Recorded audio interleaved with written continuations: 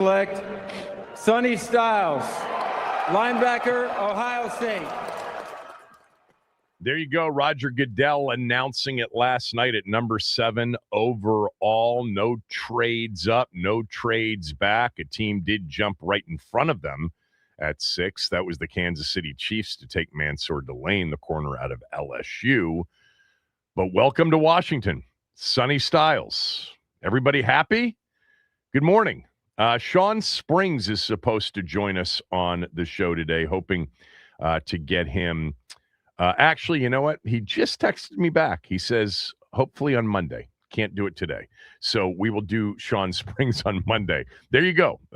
Little inside the sausage factory, communicating with him back and forth. And he said his meeting's not going to be out until after we are off the air. So he'll join us on Monday. Ben Standig will join us at 12 on the show today. And we will talk about last night with him and then look forward to tonight, where Washington currently has just one pick in the third round, number 71 overall. So I'll tell you what, man, the draft last night was dramatic. We kind of knew with the uncertainty heading into it, it was going to be interesting. The first thing is the 10 minutes to 8 minutes in between picks, that thing moved. That thing was over in just over 3 hours. I loved it. It made for, I think, a more dramatic night, and it shortened up some of the analysis and some of the preview. I thought it worked well, very well as a television show. But, man, it started at number 2. Was it going to be Bailey? Was it going to be Arvell Reese? The Jets went with the player that I would have selected at number 2 overall, Bailey. And then it came to Arizona. Are they going to trade the pick? No. They stick, and they pick Jeremiah Love. I got to tell you what, man, that could be an Ashton Genty situation in Arizona for Jeremiah Love. I mean, you got Tyler Algier, you got James Conner, you got a bad football team. Love goes to Arizona. And then, look, he was my favorite receiver, and I would not have had an issue had Washington taken him at 7. I would have preferred a trade back than taking Tate at 7, but I liked him. Tennessee apparently loved him because that was the first sort of twist. Not many people had Tate going that high. I think Sonny Styles was a possibility to Tennessee at 4. They went Carnell Tate.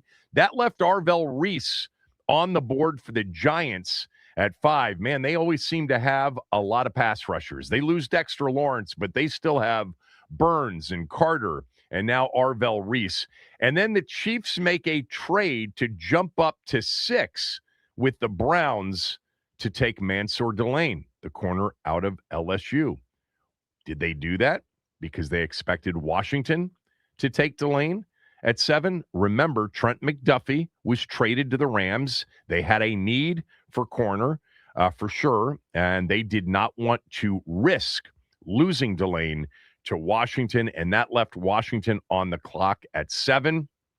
Adam Peters said it was crickets in terms of trade back opportunities, and nobody was clamoring to jump up to 7. Washington stood and picked Sonny Styles, linebacker, Ohio State.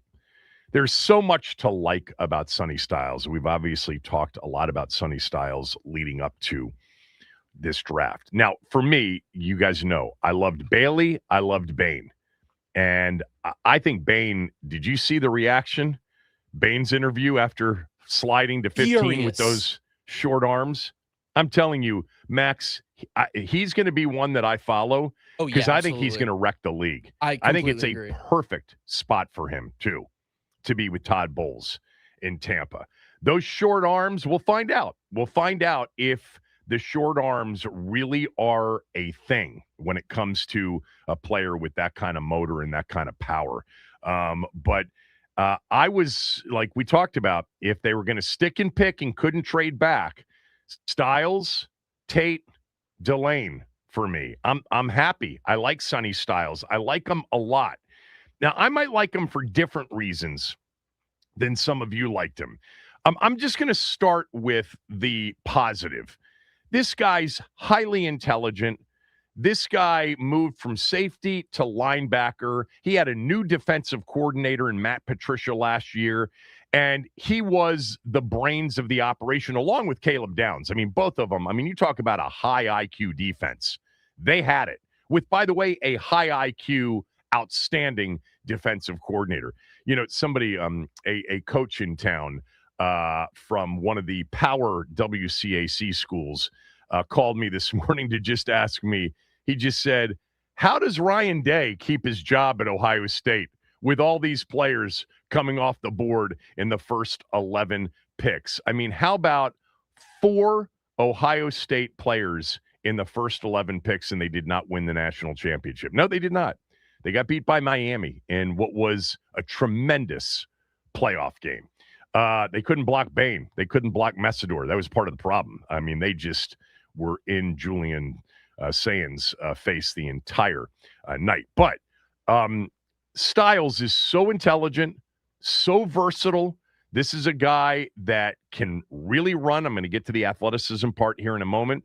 This is a guy that can cover. He can cover in man. You put him on a running back, and it's not going to be Bobby Wagner on a running back. You put him in zone, which was what he was in for much of the season at Ohio State. He's an outstanding zone coverage guy. Sonny Styles can tackle. Sonny Styles can absolutely, I believe, rush the passer. I mean, that may be an underrated part of Sonny Styles. I like the player. I mean, it's hard not to like him. Highly intelligent, unbelievable culturally, according to everybody. Going to fit right in. Probably becomes the green dot, the communication guy with Durante Jones day one. And there's just a lot to like. I like him more as an inside backer than a true middle linebacker, in part because, and this would be the one thing that I would say, and it's not a red flag. It's just the one thing that I want to see Sonny Styles prove to me. Because let's face it, he was a safety a couple of years ago. He's growing into that body at 244 pounds, 6'5".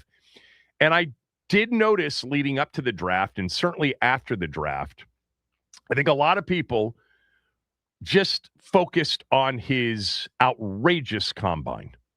The tape tells you all you need to know about Sonny Styles. You don't need to know this incredible combine that he had, you know, which was produced a RAS score of 9.99, which was 4th since 1987 for an off-ball linebacker. I mean, it was near perfect.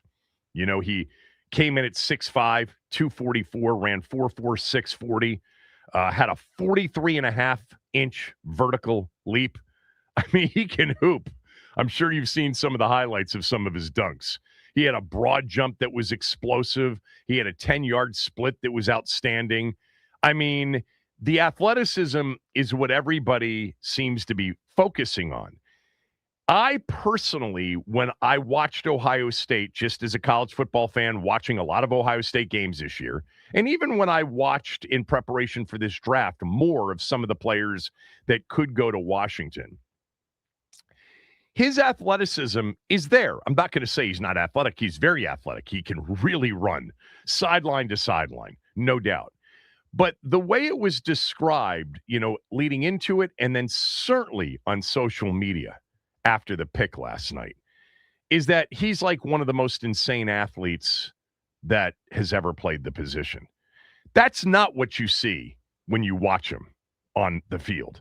Like I always think about Sean Taylor as an example of a guy that was a blur. Like when you watched a Redskins game with Sean Taylor, you just saw somebody getting lit up and a blur. It wasn't even somebody running. It was just a blur on your television, and you were like, what was that? Oh, that was Sean Taylor. That's explosive athleticism and closing speed. That's not, to me, that's not Sonny Styles on the football field. Now, he's really fast, sideline to sideline, super rangy. He's got long arms. He anticipates well. He's high IQ. He's all that. But the insane athleticism, I talked about this leading into the draft, that he tested in Indy, it's not that. It's okay that it's not that. You know, it's fine that it's not that. Like when you watch a guy like, in his prime, somebody like Levante David, somebody even like Nick Bolton in Kansas City. All right. Now he's a much smaller linebacker, but that blur, that incredible closing speed, and you're like, wow, what an athlete. What a closer. It could be sort of his style. He's not a quick step guy. He's more of a, medium stride guy.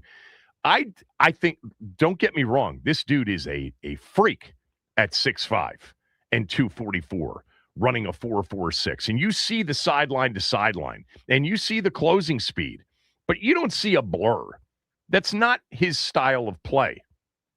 He's very much, at times, you can see, very much a thinking man's player. I mean, I got the over the middle hook, but then I can get back to get to the flat in coverage. I think, who knows what the Durante Jones system is going to look like. Base 3-4, if they're in it like Flores' defense, and they're in it a lot, perfect right next to Sheehan, right? I mean, two super athletic linebackers. Look, this pick, by the way, just is a continuation of a 6-week run of not only getting younger on defense, but getting so much faster. They are a completely different defense athletically than they were at the end of this last season. They had to do it.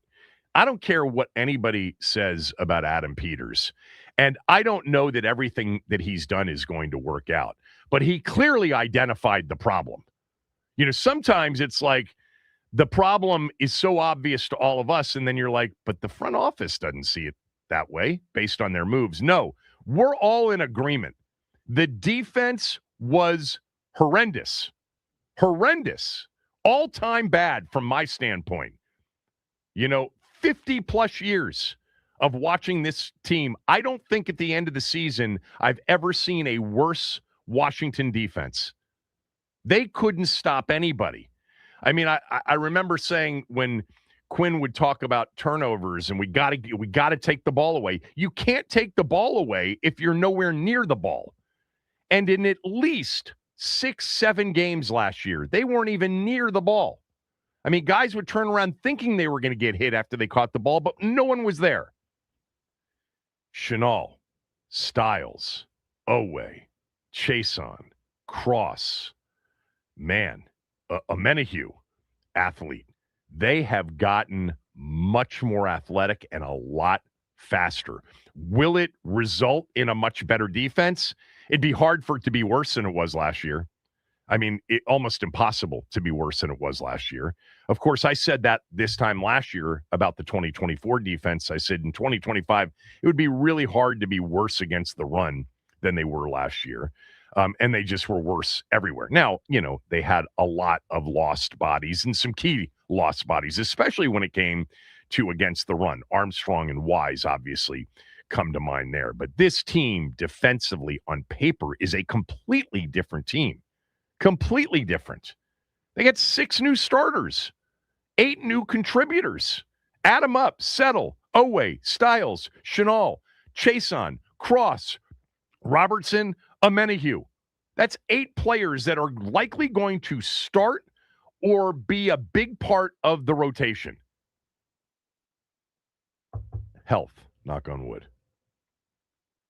And, you got a new D coordinator. And if athleticism and speed is something they're looking for, who tested athletically off the charts last year in the draft? Kane Medrano. Who knows? Maybe they've got big plans for him. Jordan McGee can run. We're going to see him. Frankie Louvu is athletic. I like the player. He's a really good player. He is a high IQ player, and they needed this. This fills that other linebacking spot. Positional value, throw out the window in this draft. You got to draft the player that you think is the best on your board. I would love to know what they and several other teams specifically thought of Bain. I'm assuming it's all about the short arms. I guess it could be the car that he crashed that killed a passenger and some of the things related to that. But I really like Styles. Love the player. I think they got themselves a plug-and-play inside linebacker, better suited, I think, in many ways to an inside linebacker in a base 3-4, but we know the Brian Flores defense. Who the hell knows where they're all going to line up pre-snap, and he's so versatile. He can cover man. He can cover zone. You can see, an occasional too high and that big hole in the middle. He's athletic enough to drop and fill that hole. Wagner wasn't. They couldn't cover people with their linebackers. And I think his underrated aspect here could be as a pass rusher. Long-armed, super athletic, 6'5", speed, twitchy. But again, just the one thing that I would say, and it's not a criticism, it's an observation. It's that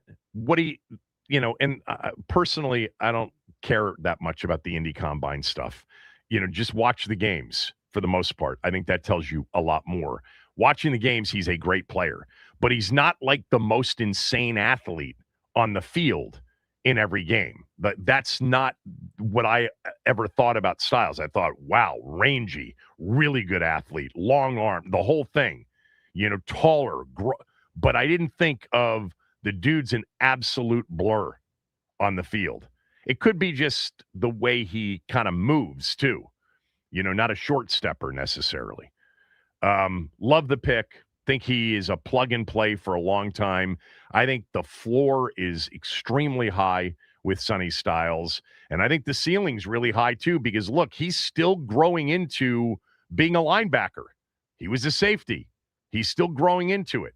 He's growing into becoming a more consistent tackler, which he was this year, but wasn't in 2024.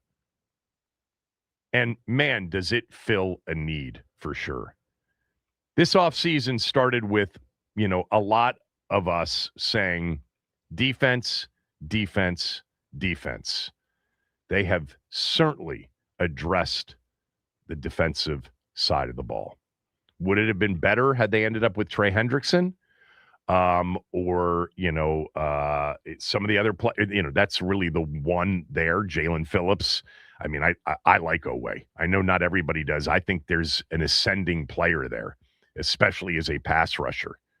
I mean, the Sheehan Styles inside, athleticism, speed, range is going to be fun to watch. Look, I think Luvu's an outstanding athlete and an outstanding football player. He was a part of a train wreck last year, but he was a second-team All-Pro in 2024. And by the way, earned it, was deserving of it. And there are guys like, Armstrong, who's coming back, who was their best defensive player at the end of last year. I'll tell you this, when it comes to like a Sonny Styles at 6'5", 244, still kind of growing into that position, man, up front, they got to be better. They got to be a lot better this year, This is going to be, hopefully, in a contract year for 94, Daron Payne, what we got in his last contract year.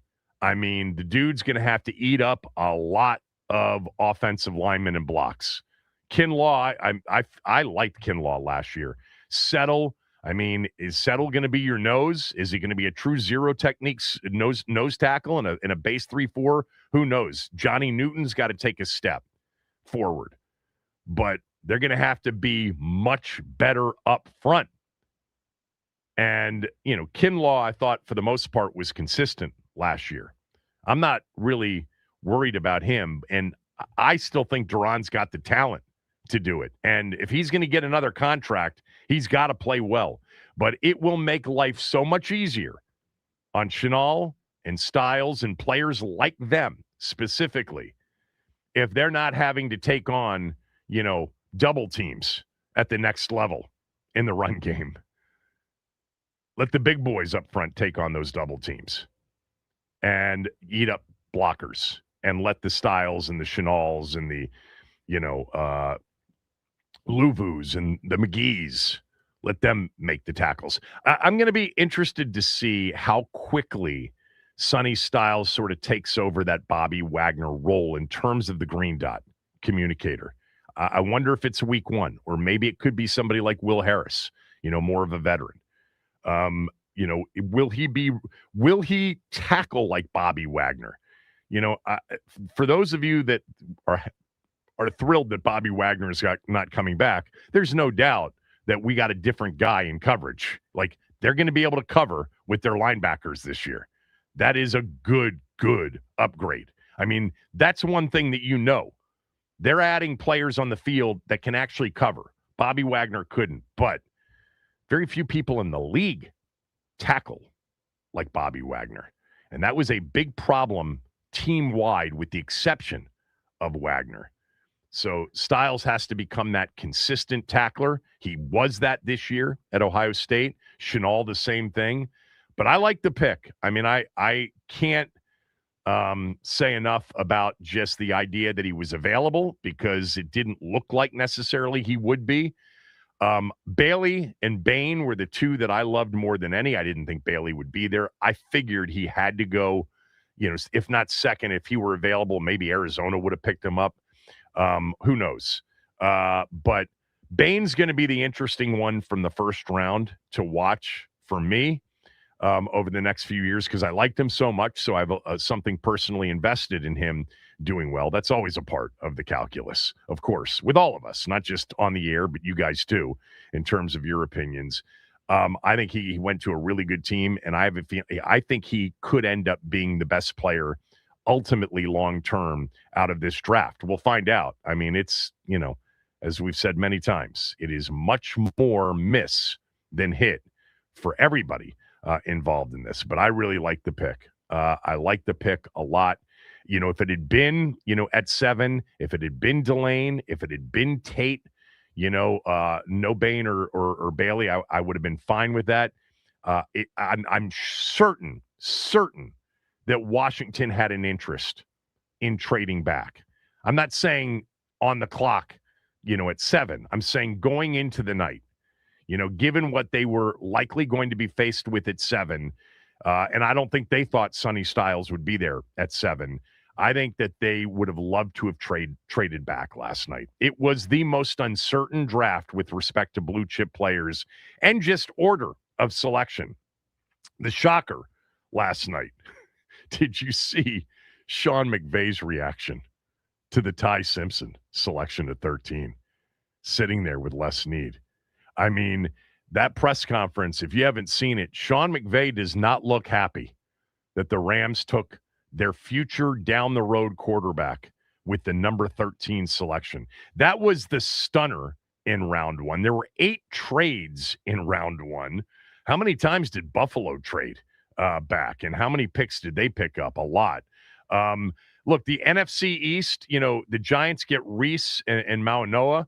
2 really, really good players. Reese is more of an on the come. I think everybody knew that going into the draft. Bailey was more of the sure thing right away. Reese might have the higher ceiling, but there's a chance it doesn't develop there. So some risk there with that pick. The Cowboys traded back and then traded up. Or did they held and then traded up to 11 and then traded back at 20. That's what they did. They got Caleb Downs. They needed, just like Washington, they needed defensive help.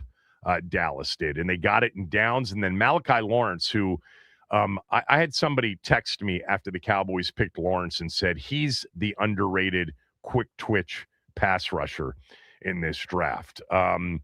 Yeah, and then the Eagles, they traded up with Dallas, got into Dallas's spot at 20, and took Mekhi Lemon. I mean, if you didn't know that A.J. Brown, and they're not the same receiver, and they don't play the same position, but given how many receivers the Eagles have added here in the offseason, if you didn't know for sure that A.J. Brown is gone, you know now.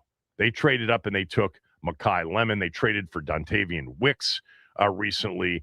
Eagles loading up behind Devontae Smith because A.J. Brown's certainly going to get dealt post-June 1. And certainly Adam Schefter from earlier in the week believes for sure it'll end up being New England. Dramatic first round. The Simpson pick, that floored everybody, I think. And we'll see. I mean, it's better to draft your future quarterback while your current quarterback is still viable. But is it better to do that at 13 overall? It's kind of okay to do that maybe late first round, early second round. But doing it at 13 when you're trying to win the Super Bowl next year, that to me is dicey. And I like Ty Simpson, but I don't see him as, a lock to be, a starting quarterback in the NFL. All right. We've got a bunch of sound to play for you. Adam Peters from last night. Their pick, Styles, from last night in a couple of interviews. And then we'll give you guys certainly a chance to weigh in starting next hour. But a lot of what Sonny Styles said about being picked at Washington, a lot of what Adam Peters said after selecting Styles when we return. Kevin Sheehan Show, the Team 980 and the team980.com.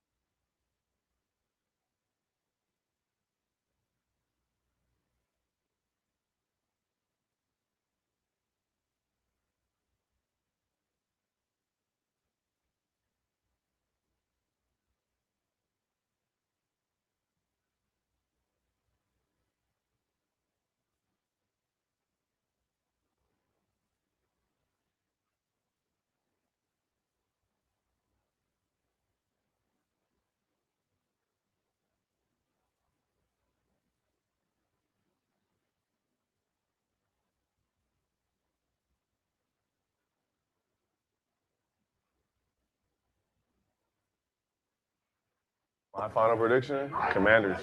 Final prediction. We'll see how it goes, though. That's my gut. That's my gut feeling. Hey, Brian.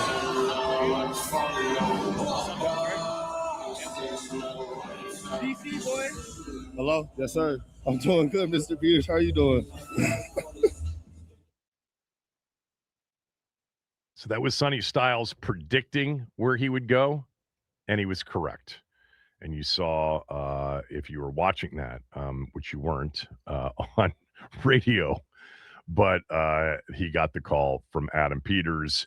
Dan Quinn jumped on the call with him, and then Josh Harris jumped on the call with him as well. Sonny Styles is the pick. Adam Peters had a lot to say about it. I want to mention to all of you that with less than a week left in the month of April, your time is running out on a great deal from Window Nation if you've been thinking about new windows. It's their more you buy, the more you save sale. The more you buy, you could save up to 50% off on all window purchases for your home. So you may end up paying half price on the purchase. Add to that, Window Nation's offering 0% interest for 5 years. You won't pay interest on what you borrow to buy the windows until the year 2031. If you've got older windows, it's time to replace them, and Window Nation's the company to do it. They've got over 45,000 five-star reviews on social media, and Forbes magazine rated them #1 in America among window installation companies. They've got an A-plus rating from the Better Business Bureau, and 96% of their installs require no follow-up service. They have installed millions of windows nationwide over the last 20 years. You can trust Window Nation for high-quality, affordable windows. It all starts with a free in-home, no-risk estimate. To get that, call them at 866-90-NATION or go to windownation.com. Mention my name. They'll schedule it for you when it's convenient for you, and it won't take any more than an hour. You'll actually find out which windows need to be replaced. Act now before the end of the month to take advantage of Window Nation's the more you buy, the more you save sale. 866-90-NATION, windownation.com. All right, Adam Peters met with the media last night following the selection of Sonny Styles. I do want to play a lot of this. There is a lot of discussion about, did Kansas City jump in front of Washington because Washington's pick was going to be Mansour Delane? Had Cleveland stuck at 6, it was likely going to be an offensive lineman. Kansas City traded up. They took Delane to replace Trent McDuffie. They don't have any corners after trading McDuffie, and they were able to land certainly, if not the best corner in the draft, certainly the healthiest of the best corners in the draft. Was that going to be the pick for Adam Peters, or was he just, putting it out there enough that Kansas City was fearful, jumped in front and took a player that wasn't Sonny Styles, and then Washington could take Sonny Styles? No one will ever know for sure. But I wanted to play a lot of what Adam Peters said last night following the selection. This was Adam Peters on the moments of improvement that showed, in this year, 2025 for Ohio State, that showed he can do it in the NFL. When you talk about the improvement made as a linebacker, were there some moments that you saw, maybe some really big improvements that kind of convinced you, like, he's really taken off, this is a guy that can keep doing this in the NFL?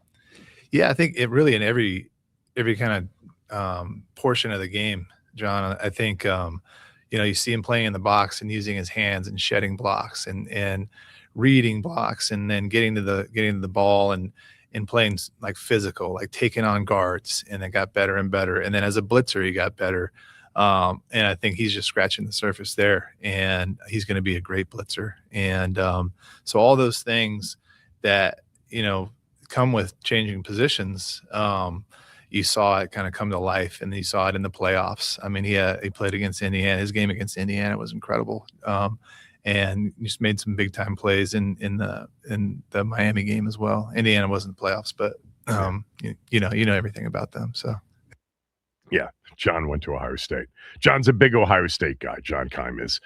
He was outstanding in that Big Ten title game against Indiana, no doubt about it. I thought two things about that answer from Adam Peters. Number one is I think that the thing that not everybody was talking about when it came to Styles leading into the draft is going to be featured in a Durante Jones defense, and that is he can be an outstanding blitzing pass rusher. Secondly, you heard him emphasize, in the run game, taking on guards and shedding guards and making tackles. That's the thing that, at the NFL level heading into it will be something that he's going to have to prove that he can do at 6'5", 244 as a former safety, in the box safety at times. But that's going to, there's a difference with, big guards and big offensive linemen coming down. And can you hang in there, shed the block, and make the tackles? But there was improvement there, as you heard Adam Peters said. Sure, they wanted to see that, no doubt. Fred Warner's been comped to Sonny Styles. And the interest that Washington, had in Sonny Styles heading into this draft was in part because in San Francisco, Adam Peters, when he was there, knows what kind of impact a great linebacker like Fred Warner can have. So he was asked about, can Styles have a Fred Warner style impact? You saw the impact that Warner made in San Francisco, and what kind of, can he make that kind of an impact here? And what kind of impact could he make just overall like that? Yeah, I probably don't want to make the mistake of getting into comparisons on that, because Fred's, he's a gold jacket. So, if he can be like Fred, then we're all going to be really happy. But, Sonny's, speaking just about Sonny in his size and his length and his ability to cover the whole field, I think those things, for any NFL linebacker, you covet those things. And so, I kind of want to stay away from that, knowing how good Fred is and the person, but they're both, elite people, and they're both guys that you want in your locker room for sure. The interesting thing about the Fred Warner comparison is when you look at him physically at 6'5", he is the tallest of the comps, whether it's Fred Warner or Roquan Smith or Zach Bond or, he's at 6'5", 244. He is taller, longer, and just growing into being a different body type than some of these guys. And it'll be really interesting to see, how that plays out. I guess the closest would be somebody like Tremaine Edmonds in terms of height, and weight and, length. So that was him in talking about the Fred Warner comp.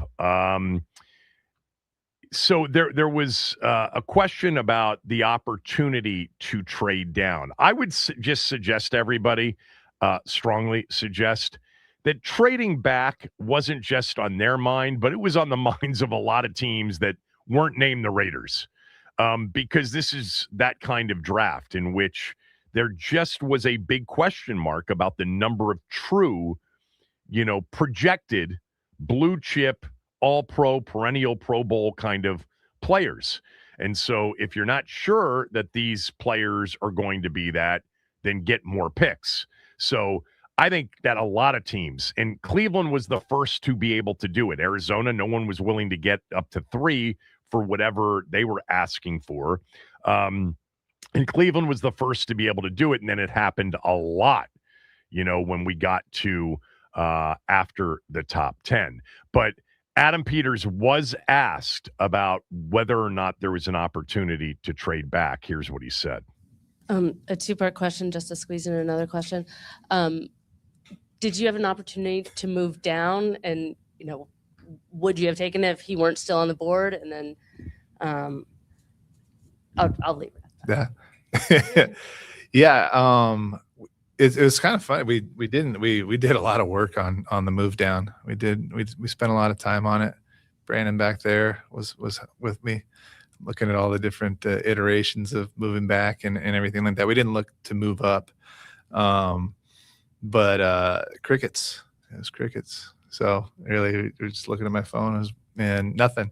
So we were so happy. We were happy to stay and pick there. There you go. You heard him. He just said they were certainly looking at that. I think a lot of teams were in this draft, but where they were, crickets, and it was. I think about the way the first round broke, and it could have broken with, Mendoza, Bailey, Love, Styles, and then potential or Tate, then Styles, and then at 6, I mean, Washington wasn't that far off with perhaps being faced with, a Reese answer at 7. I mean, he only went 2 picks prior to that. But the fact that Love and Tate and Bailey were off the board, that left kind of Delane and Styles as the guy, as the as the 2 players that people were talking about the most. There was some Downs talk, and certainly there was some Bain talk as well. But good job out of them. They stay and they get, a plug and play, at the very least, a plug and play starting solid inside linebacker with a big brain on old Brad and Sonny in this defense, and a guy that can really, really move to add to all of the other guys that can really, really move. This was Adam Peters talking about when he locked in on Styles being the guy that they wanted. Adam, at the league meetings, I asked you if you had already at that point known what guy you would want to get, all things being equal. When did you kind of lock in that Styles was a guy that you did want? Yeah, it is this week, and it was really cool. We got a lot of great input from everybody in the building. The coaches did a great job. Our R&D and our scouting department asked a lot of different guys. All right, here, this group of players who will likely be there, what's your order and why? And, so I was able to get a ton of different perspectives. You get Brandon's perspective, which is different than a scout's perspective, which is different than R&D. So I really got to see, all the different sides of the decision, and that really helped crystallize the decision, and then making it, I'm just putting together tapes on all these guys, and you fall in love with a lot of them because they're all really, really good players. And, there's a lot of really good players that got picked before us and then some after. But, Sonny, I felt really, really good about him really throughout the process, but certainly, after the 30 visit and then this week, kind of getting all that input. And yeah, I mean, one of the things going into the offseason, one of the things you hear from Adam Peters in that answer is just the uncertainty of everything related to post Mendoza in this draft. Like, who's actually going to be there? Have no idea. They had no idea. And then comparing a lot of these players, was there clearly a best player on the board, or was it really close? My sense is it was probably really close between a lot of guys, and they weren't sure which one would fall to them. I mean, he told you that was an honest answer to Ben's question about when did you realize he was the guy. This week. And certainly the 30 visit helps. But it was, this was a lot of, I'm sure, very close calls in terms of their board order, for sure. I don't know how they felt about Jeremiah Love. It may have been that Love was clearly their number one guy, or maybe Tate would have been the guy had he fallen there. We'll never know. Styles is a really good player, though. This was Adam Peters on kind of what they learned about Sonny Styles, the person. Hey, Adam. Hey. I guess it's good that it was crickets, that you couldn't hear anything. But when you look at Sonny, you had a chance to talk to him beyond just who he is as a player, but that conversation with him as the person. What did you see most out of him as who he is, that person? He is an outstanding young man, and but the words I would, just kind of, he's mature beyond his years, I think. And he's very curious. He wants to know what the great ones do. He wants to be great. He's really humble, and he's very driven. And so those things, made us all really confident that he's going to reach his ceiling. Comes from a family of players. His father was a player. His brother's a player. He's a player. You love that aspect of it. But by all accounts, and we knew this leading up to the draft, just on all of the due diligence, checklists for these players, Sonny Styles was A+ when it came to that. Downs was A+ when it came to that. A lot of the guys in this draft were, at least according to, the reporting. All right, there's more Adam Peters to play, including just on where this defense is now compared to where it was 6 weeks ago. Younger and a lot faster. He spoke to that. Also talked about, what happened in front of them in the draft last night that started to make them realize that getting Styles was possible. At 11 a.m., if you guys want to start weighing in, you can start to do that. We'll take your calls. I want your reaction to Styles being the pick last night for Washington at 301-230-0980. Don't forget, you can watch this show on the Team 980's YouTube channel. Hit the subscribe button and hit the like button for us when you get there. And, of course, you can download the Odyssey app and listen to us wherever you are, wherever you go.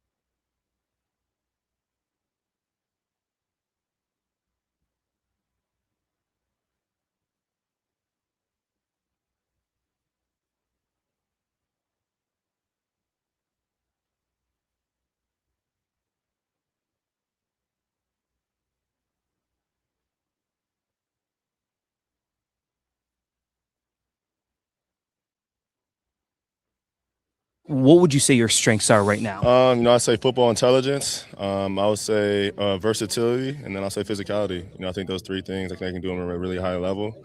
Obviously I just keep getting better, keep grinding. I'm happy where I'm at, but like I said, so much more work to be done. So I'm excited to get in the building and hopefully find a vet and get a lot better.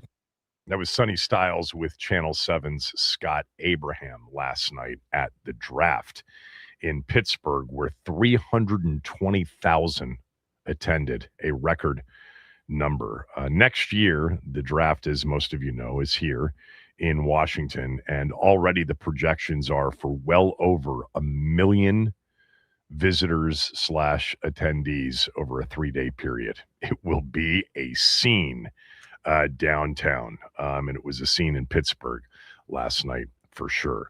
301-230-0980, your chance to react coming up. I want to know what you thought of the pick. Bobby Carpenter, who played linebacker at Ohio State and then played in the NFL, we had him on the show about 2 weeks ago, right, Max? About 2 weeks ago? Yeah. And he just went off, just so excited and complimentary about Sonny Styles. So we're going to play that back for you on the show. You're going to want to hear that. An Ohio State linebacker talking about an Ohio State linebacker. But there was no doubt that Carpenter thought that he was going to be a guy that would make whatever team drafted him very happy. Look, he's plug and play. There's no doubt about it. He's ready from an intelligence standpoint, from a physical standpoint. There are going to be things that he's got to prove at the NFL level. But I liked what he said. He didn't focus on his, Indy Combine numbers. Intelligence, versatility, and physicality. And you see that in his game for sure. All right, where did we leave off? Were we going to play number 11 next? Is that where we were going? Yeah, we heard from AP on Sonny Styles, the person, and now we're going to play AP 11. Okay, this is Adam Peters last night being asked about sort of what happened in the draft in front of him that made him realize that Sonny Styles was possible at 7. And I'm just wondering what happened in front of you that made you start to feel like this was really possible? We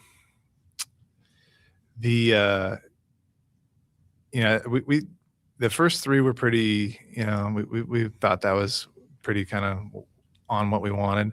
We thought that the receiver would have had, like, his ceiling was 4 and probably his floor was 9. And then with the Giants, just trying to whatever they did. And I didn't think a corner would go in front of us, but that's also because, none of those teams would have taken them. But the trade, that was probably when that happened, we were just like, okay, we got this. And so, so that was kind of the moment. But a little bit nervous, before that, but we felt really good with whoever was going to come to us. And we just got a little bonus. That was interesting what he said about Tate. The ceiling was 4, the floor was 9. I'm wondering if that meant that had he been there at 7, he was not an option, with him describing the floor at 9. I guess it depends on who was there. If he didn't get picked 4th and Sonny Styles did, and Tate was on the board and Delane was gone, what would they have done at 7? That would have been interesting. You know what? A lot of my friends, and I was on a couple of group texts last night, they were just screaming for Jordan Tyson. Couldn't believe how many Jordan Tyson people there were in that moment at 7. And he ended up going with the next pick. I think receivers sometimes with injuries, that's a bit of a risk, certainly in the top 10. But anyway, so there are a couple of other Adam Peters sound bites that I wanted to play. And we'll get to those after the break, but we'll also get to your calls. But, he talked about just the overall defense and what the defense looks like now versus what it looked like 5 or 6 weeks ago. You'll hear what he said when we return. Phone lines are open, 301-230-0980. All of our draft coverage on Odyssey Sports is presented nationally by Bet365, where winning is everything. Download the Bet365 app and lock in your picks before the game begins. Must be 21 plus. Gambling problem? Call 1-800-GAMBLER. Available in select states only. And draft coverage is also brought to you by Liberty Mutual Insurance. Only pay for what you need.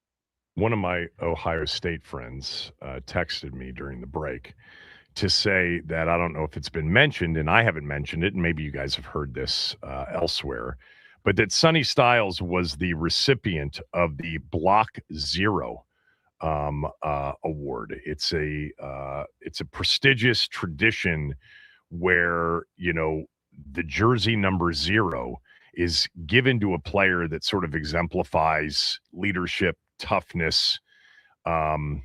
That's what he wore this year. He was number 6, jersey number 6 in 2024.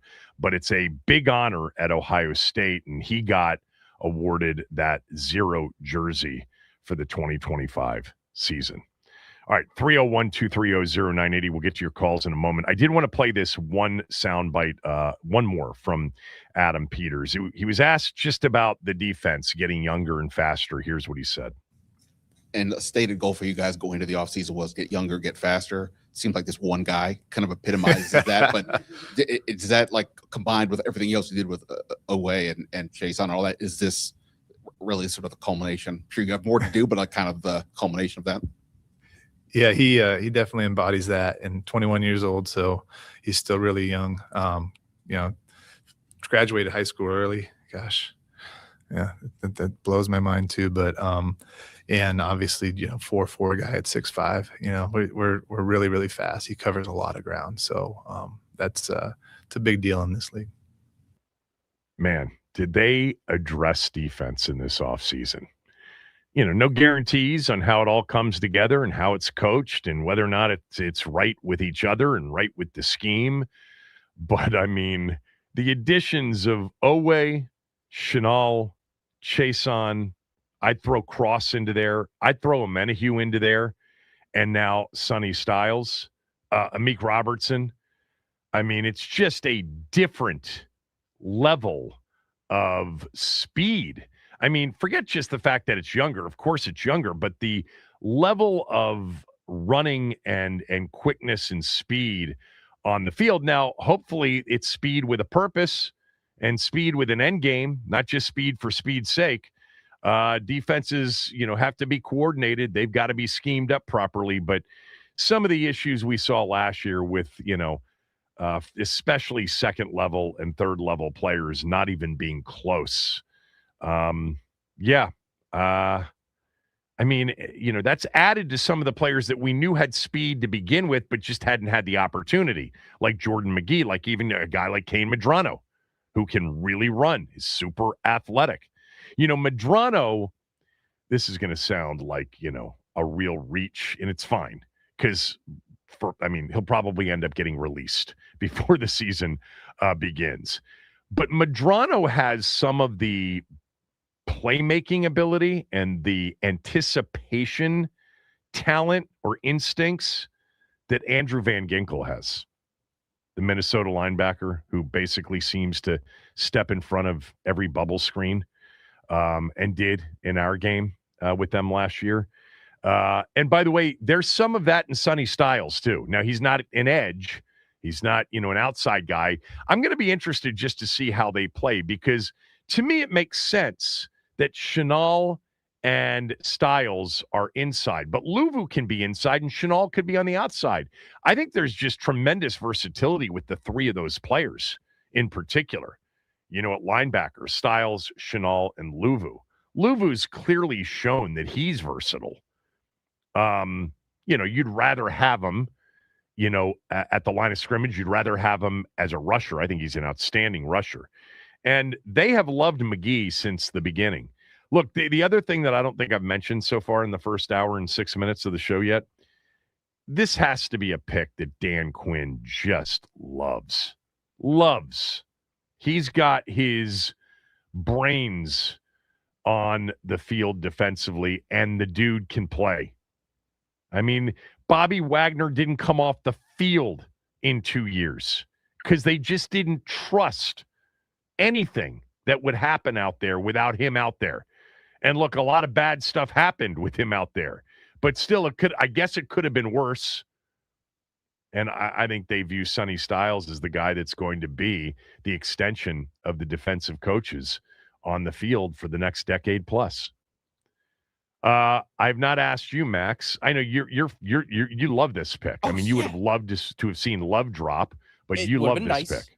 Oh, yeah, absolutely. I mean, it was watching the draft last night. The second Jeremiah Love went at 3, all of my attention and everyone else's went to the Titans at 4. I really had no idea what they were going to do. I kind of thought that they would end up going offensive lineman with Cam Ward, but didn't end up happening, and Carnell Tate came off the board. Giants, as soon as they messed that pick up, my heart started to palpitate a little bit harder. And then the second I saw Chiefs trade up from Mansour to Lane, I knew immediately that it was going to be Sonny Styles. And I could not be more thrilled with this pick. I'm honestly kind of hoping that we can get Bobby back for, you know, a vet minimum or whatever he wants to be paid, just as long as it's reasonable, to come in and mentor a guy like Sonny Styles. I think that would be super helpful. So I'm excited to see kind of where we go from here, what moves we're going to make to fill in the spot at 71, if we're going to end up going center, if they're going to end up going with wide receiver. But yeah, I'm thrilled so far. Adam Peters, credit to you. Yeah, let me just say one thing you're not going to get me to, say, which I saw again on Twitter last night. It's like an annual tradition after the draft for many in our fan base on social media to put out the memes, let AP cook, let Quinn cook. Meantime, just a couple of months ago, they wanted him fired. Mm-hmm. This draft is, I know this is nauseating for some of you, but it's just true. It is a lot more miss than hit. And that even goes for the guys that you think are cooking in the moment. We'll see. It is the biggest we'll see that we have in that sport is this weekend. All right, let's go to Eric. Eric is calling from lovely Naples, and that would be Florida, I would assume, not Italy. Eric, go ahead. Hey, Kevin, thanks for taking my call. Sure. It is lovely down here, man. You got to come down and play some golf with us. I was down there a couple weeks ago. Not in, but West Coast and then East Coast. Yeah. Yeah. Hey, so you always talk about comps, and I was thinking, man, this guy is unprecedented with the 6'5" height. And, I always think of guys like Ray Lewis, who was around 6 foot, London Fletcher at 5'10", as, more prototypical middle linebacker. Right. So I think you've brought up Tim Settle. I hated when he left the first time, and I think he might be the key cog, because when you look at Oweh at 6'5", Armstrong 6'4", Kinlaw 6'5", we've got a lot of guys that are long and rangy, but not, with the best low center of gravity. So we've got to cover him up and let him run. I'm wondering if we could bring back Wags for another year and maybe have Sonny on the outside where he plays in space, where it seems like he'd be most effective. But just I'll hang up and listen to your response on that. Max just mentioned that, and I took note of what Max said. I just would think that Bobby Wagner, in what may be his final season, is going to want to start somewhere for a contending team. Not that Washington can't be a contending team, because I do think that they can be.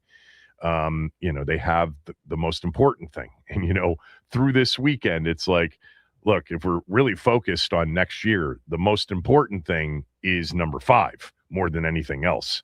I don't know. I mean, I guess at this point, given that they took Sonny Styles at 7, I'd be pretty surprised if Bobby Wagner was back.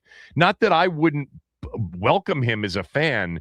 He's such a high quality, player, human being, mentor, leader.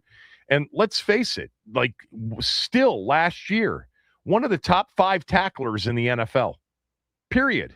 That's not debatable. What is a problem is, what happens on 3rd and 7 if he's still in the game, which he was, because he played every single snap and he's forced into coverage. That's a problem. But it's interesting that you talked about, the size. Yeah, I mean, I was talking about some of these linebackers. Like, here's a name that I haven't thrown out. I think Max and I were talking about this before the show started. The comps are the comp's been Fred Warner. Okay. A future gold jacket, Fred Warner. Warner's 6'3", 225. He's not 6'5", 245 and still growing. You got, guys like Roquan Smith and Zach Bond, Nick Bolton. Tremaine Edmonds is a physical comp. And Tremaine Edmonds has played some good football, and still, by the way, a young guy, because remember, he came into the league at like 19 years old. I think when he was drafted by Buffalo. Wasn't he like 19? I think he was. Anyway, he's 6'4", 6'5", 250-ish, somewhere in there. But, the other player that I thought of when it came to Sonny Styles, we've heard the Warner comps over and over again. Given that he did play safety, there is some Kyle Hamilton in him. Now, he's bigger in terms of weight, but the height is essentially, he might be an inch taller. But, some part of me wonders is if we're going to see kind of a combination of, at times, a guy that looks like a safety in the box more than a linebacker. It's okay. I mean, the difference being, you're accounted for as a linebacker versus sometimes being unaccounted for as an in the box safety. I there's nothing about this pick that I don't like. I would have loved Reuben Bain to have been the selection, but I knew, and I said this yesterday and in the days before, and I predicted Reuben Bain because I thought Styles and Love, I thought they'd all be gone. But the short arms was going to be the issue and how teams viewed that. And clearly Washington, like many teams, said that's a non-starter for that high in the draft. Todd Bowles didn't say that. We'll see how it works out for him in Tampa. Aveen, reaction to Sonny Styles. Go ahead. Hey, Kevin. I heard you yesterday, and I know you were saying that, draft week, nobody really knows what's going to happen. I will say, Kevin, a lot of the information that comes out, like the Monday before the draft and this week, especially from the very top insiders like Schrager, Schefter, people like that, a lot of it ended up being correct, which was that. Give me an example. I did not do an audit of everybody's thing. I mean, didn't we hear pretty much through yesterday that Arizona was desperate to move off that pick and to trade it? They didn't. Well, doesn't mean they didn't try. Right. Still saw a lot of Reese at 2. Yeah, the main information though from Schrager and Jeremiah was that Bailey was going to be the pick at 2. Arizona wasn't comfortable taking Reese at 3. And the smoke about them taking Love was legit. So who had Tate to Tennessee at 4? No, that was the surprise. That was the one surprise. But there was also info, the Giants were out on Styles. The Browns needed to take a tackle first. And also that nobody was really going to trade. It was going to be hard for somebody to trade up with Arizona because it was too steep going up to 3. Right. So any trades were going to be within like 2 to 3 picks. And also, Schrager was saying for a while, and Todd McShay, that the Rams might take Ty Simpson in the middle of the first. So things like that. But it wasn't even the middle. So it was 13. I mean, it was approaching the middle. Yeah. Right. So what do you got? No, that's interesting. I'm glad you brought it up. I was not. There's just so much there. I don't sit there and audit and keep score on all of the insiders. I'm glad you did. So you think Schrager and McShay in particular did a good job? Yeah, Schrager, McShay, Jeremiah. They're typically the most, well-sourced. Let me ask you this. If Tennessee hadn't taken Tate, and let's say Styles was gone, you said that there was some reporting that the Giants were off of Styles. That's fine, because we all think that Styles and or Downs was a possibility for Harbaugh's first draft, and so who do you think Washington would have taken at 7 had Styles not been there, and Tate wasn't picked at 4? They all had receivers. Jeremiah had Tyson, but the other 2 had Tate. Yeah. And the reason I was worried about Styles, I thought he could fall to 6, but everybody was saying that Dallas was trying really hard to trade up to 6. So, the 4D chess thing people are saying, I don't know if it's true, that happened was that we were leaking smoke that we were interested in Delane. So Kansas City, who has better picks, would trade up and not Dallas. Kansas City would trade up to take Delane, and Dallas would be prevented from trading up to take Styles. So I don't know if that's true, but that would be interesting. But for the pick, our pick, Styles, I think it's a home run pick. I think he seriously might be the best player in the draft. I think the only knock on him is the positional value. And I wouldn't be surprised if he was the top player on their board. But, with the positional value thing, these type of linebackers who can cover are becoming way more increasingly important because the way offenses have shifted. They've all shifted to try to exploit linebackers, to try to sub off your linebackers. Yep. And, the play action is meant to exploit linebackers. So he's kind of he's the antidote to that. And, I think he's the rare linebacker where you can make him the centerpiece, you can build around him. And, he has that all-pro potential, and he can be an all-pro while he's still on his rookie contract. So I think it's a home run pick. I wouldn't be surprised if he was the very top player on their board. And I'll just end, Kevin, by saying, receiver, that seems to be where they're going at 3. I was hearing some stuff yesterday about, possible trades being shopped around. And I still think there's a chance that Peters wants to make like a home run swing for Jaden Daniels. They tried on Alec Pierce. There was a report from Jordan Schultz yesterday saying that. So what do you think that big swing is? For who? Well, there was a report from Jordan Schultz yesterday that teams were calling Nick Caserio about Nico Collins, who's not happy with his contract. And, we just made a trade with the Texans last year. And, Nick Caserio and Peters were both together in New England. They're friends. Yeah. So something like that, Brian Thomas Jr., if something were to happen, I think it would be pre-day 2 of the draft because we might need to trade 71. So maybe that's a possibility. But also I've heard that Chris Brazell from Tennessee is linked to us for third round. The one thing, and I've thought about him, there are some red flags with respect to character on him. Yeah. That's the one issue with him. Man, I'll tell you what, I'd be shocked if Houston moved on from Nico Collins.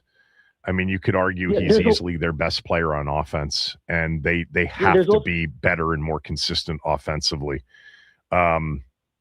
Great receiver. I think very underrated in terms of the great receivers, Nico Collins. Now, he's got to be healthy, and he's missed some games, but love him.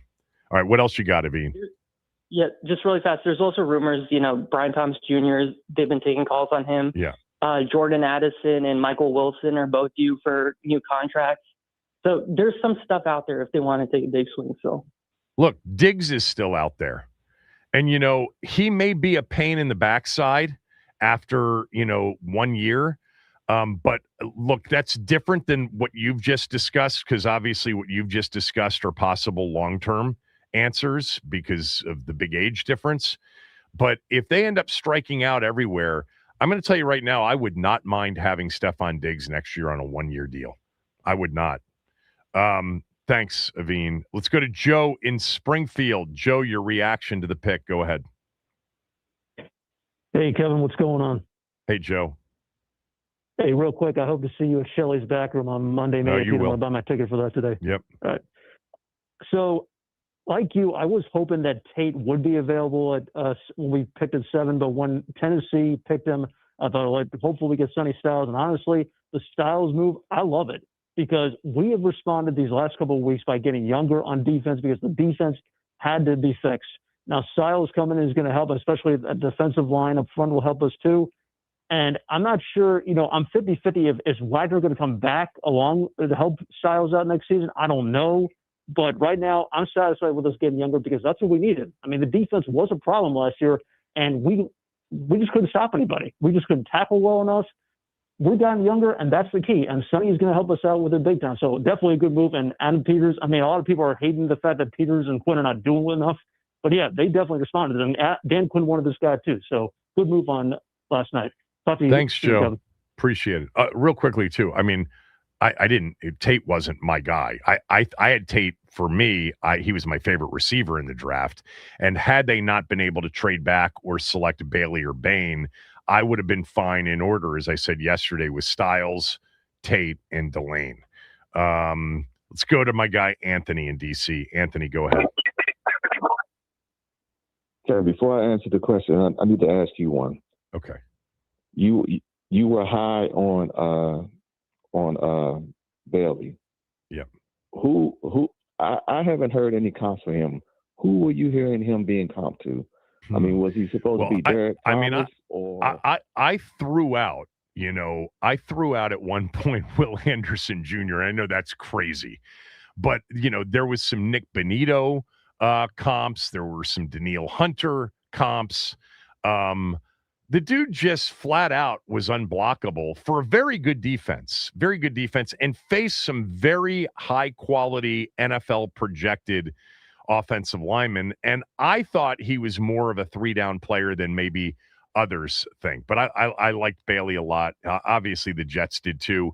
And the question between him and Reese, to me, it wasn't even close in terms of the tape. But on the projection stuff, this, Anthony, it's like they're in much better position to sort of understand personality-wise and otherwise what a player may or may not have as a ceiling. Bailey, the tape was as good as anybody's in the country with the exception of Bain, in my opinion. But yeah, all right. What now you answer the question. How did you feel about Styles? Well, just quickly, I wasn't questioning his ability to get to the passer. I was wondering, is he a Derek Thomas? My only question was, how is he against the run? Because I didn't see any of their games. I think he's going to be a better edge to... setter than a lot of people think he's going to be. He's big time motor, big time physical. I think he can do it. Time will tell on that one. But the one thing that's not debatable is he is quick twitch with bend. The get off speed, is incredible. And it's 6'3", whatever he is, 255, 2, whatever, 4'5", 4'4", or whatever it is. He's going to be a pass rusher for sure. Got you. So as far as Styles go, I'm completely satisfied. Now the only thing is they got to coach him up. Based off of his physical ability, that's all I'm basing it off.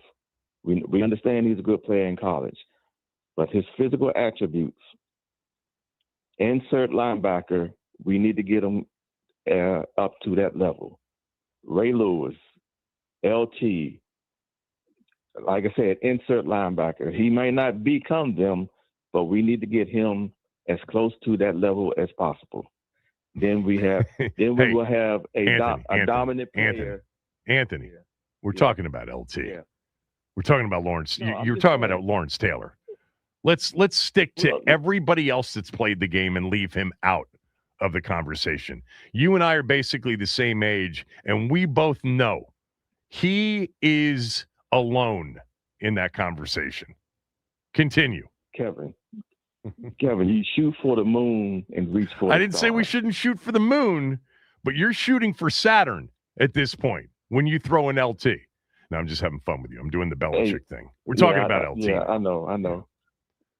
But what I'm saying is, insert any linebacker you want to. That's been a potential that's been a perennial All-Pro, borderline Hall of Famer. Mm-hmm. That's what we need. We haven't had a dominant front seven person since London Fletcher, and then LeVar after him. LeVar had the talent to be that. Yeah, he didn't produce it for us. He just couldn't stay healthy. LeVar under Marvin Lewis. LeVar under. You know what's funny? I mean, we're veering off here, but I actually think LeVar's season with Marty was even better, even though statistically, when it comes to sacks, it wasn't. But what LeVar did in that one Marty season in 2001, LeVar was dominant in coverage. Do you remember that? How good he was? LeVar really was an absolute freak, athletically. It's a shame that he got drafted by our team, unless Marty was going to stick around, because LeVar has said this before. If Marty sticks around, he ends up becoming a Hall of Famer. But he also had lots of injury issues. But to conclude, that's the level of play I want them to get him to. Okay. Because we need no one's going to disagree with you. But I'm happy with the pick, though. Thanks. All right. Good call. If you're on hold, stay there. We'll take more calls next segment. I'll play for you what Bobby Carpenter, former Ohio State linebacker, former NFL linebacker, said about Sonny Styles when he appeared on this show 2 weeks ago. But 301-230-0980 for your reaction to Sonny Styles being Washington's first-round pick. They've got 5 more to go, including at number 71 tonight in the third round, although that could change with trades. Keep it here all day. We'll keep you posted on anything that happens leading up to night 2. Ben's going to join us at 12, and we'll look ahead to what might be on the board for them tonight. Kevin Sheehan Show, the Team 980 and the Team980.com.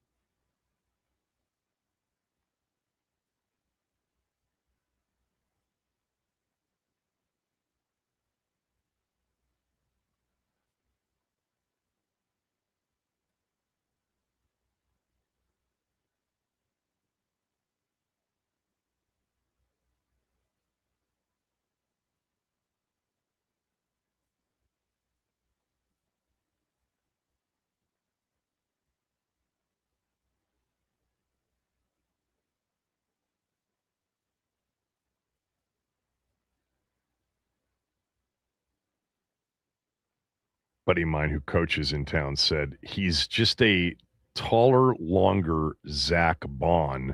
That's a good thing. Zach Bond's had some really good years here in Philadelphia, right? I mean, he was outstanding 2 years ago for that defense. Yeah, I'm looking it up. Bond's just a little bit, he's not as tall and he's not as girthy, but he is athletic. There's no doubt about it. Zach Bond really, for Philadelphia, when you think about just when they signed him from New Orleans, it was like Vic Fangio had this vision that he was a middle linebacker because it's not what he played in New Orleans. 301-230-0980, 301-230-0980. Reactions to Washington selecting Sonny Styles. I like the pick. I really do. I like the player. I think it's plug and play. I think the floor is extremely high, in that parlance. I think he's got a high ceiling. He's a young player. He's ascending. He's still learning, after playing, this year at linebacker and safety prior to that. What he said about himself, just his versatility, his intelligence, his physicality. Look, that position requires intelligence, requires, football IQ, and he has it. He's got the leadership piece of it. I talked about the Block Zero Award at Ohio State. One of my friends who's a big Columbus guy, big Ohio State guy, just said he got the Block Zero Award. It's as prestigious an award as any player gets before a season begins. He was number 6 jersey-wise in 2024. He got the number 0 this year. And then, for me, like I understand what he tested like at Indy, and he is definitely long, rangy, sideline to sideline. But when I kind of, saw and heard from people saying this is the most insane athlete to ever come out of the draft to play this position, Indy combine-wise, yes. If you watch him on the field, that's not – I'm not saying he's not athletic. He's very athletic, and he's long, and he's tall, and he's rangy, and all of those things. But he's not like the most insane athlete on the field you've ever – like I always think about, and I said this at the beginning of the show, Sean Taylor was just different and different position, but I mean, he could have played linebacker. He could have probably played D end. There was a blur when you watched him fly from point A to point B. It was like, what was that? And then you just see somebody getting buried and a ball popping up into the air. It's not what you see from Sonny Styles. You see sideline to sideline. You see high motor. You see great anticipation. You see high IQ. You see him covering something in the middle of the field, zone coverage, and then the ball goes out into the flat, and he's over there making the tackle. He can really cover.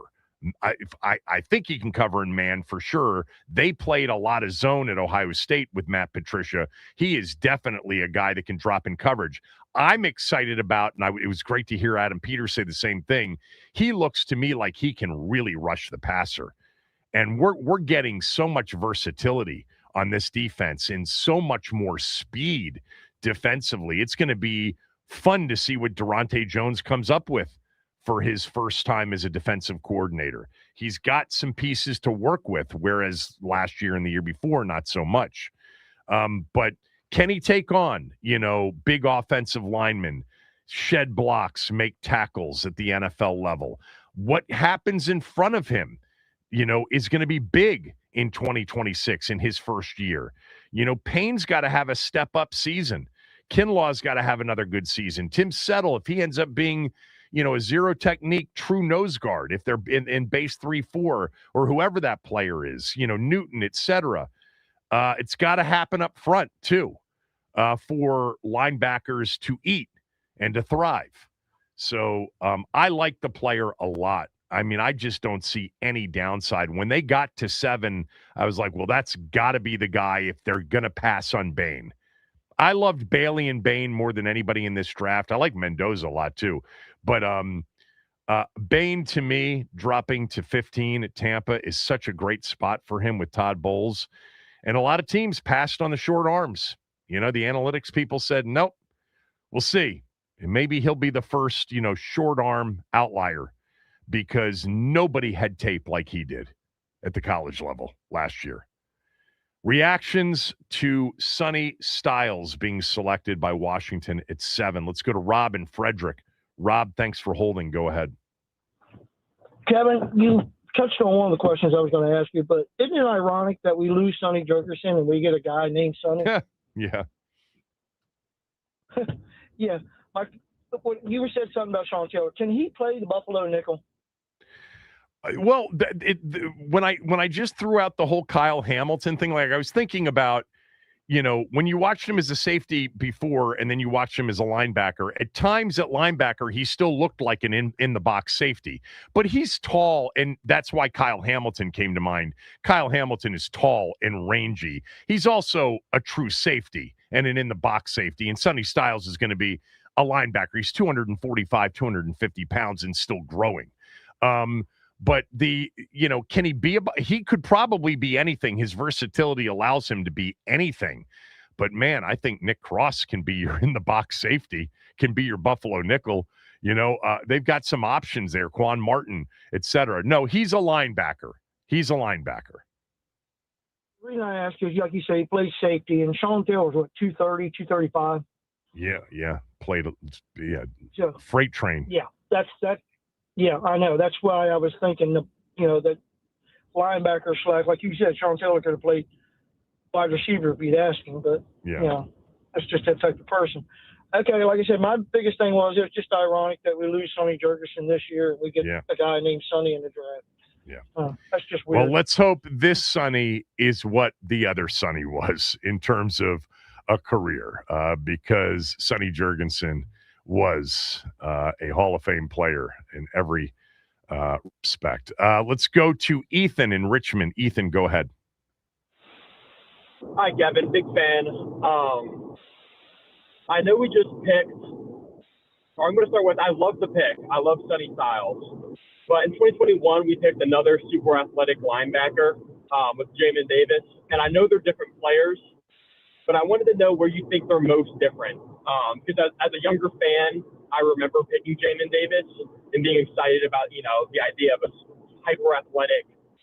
He was super athletic. Jamin Davis had one of those big time RAS scores too, if my memory serves me correctly, and ran like 4.4 something, right? But what's the biggest difference? The biggest difference is they played Jamin Davis out of position. And I also, without speaking in a demeaning way, I'm going to guess that Sonny Styles, from a football IQ standpoint, is at a completely different level.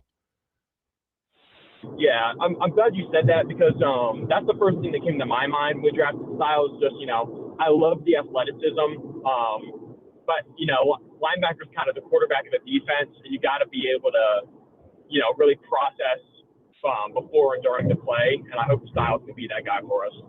By the way, Davis's RAS score was 9.94, unbelievable. Ran 4.41 and had a 42-inch vertical. So yes, similarities there, but I think that's where the similarities end. Ethan, thank you. Let's go to Aaron. Aaron, go ahead. Hey, fellas, how y'all doing? What's up, Aaron? How you doing, man?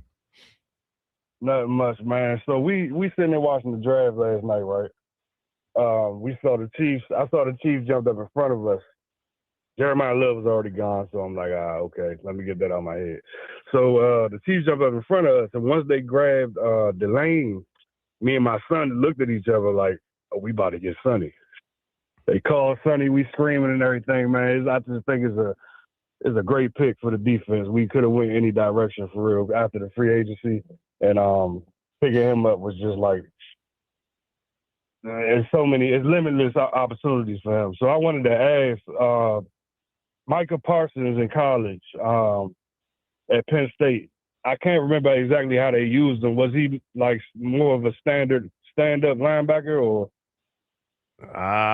Like Parsons at Penn State was versatile, but the hand was in the dirt too. For number 11 at Penn State. So I'm thinking Dan Quinn looks at Sonny Styles and remembers Micah Parsons. And sees Micah Parsons. Use him. I think he sees Micah. I think it's gonna be a lot of pass rush going on. Even though it's just that Sonny style. They're different now. Now, to be fair, to your point, remember Quinn played Micah Parsons everywhere on the line of scrimmage. Played him as in a 2-point stance up in the middle of the field on the edge, but he's a true edge pass rusher.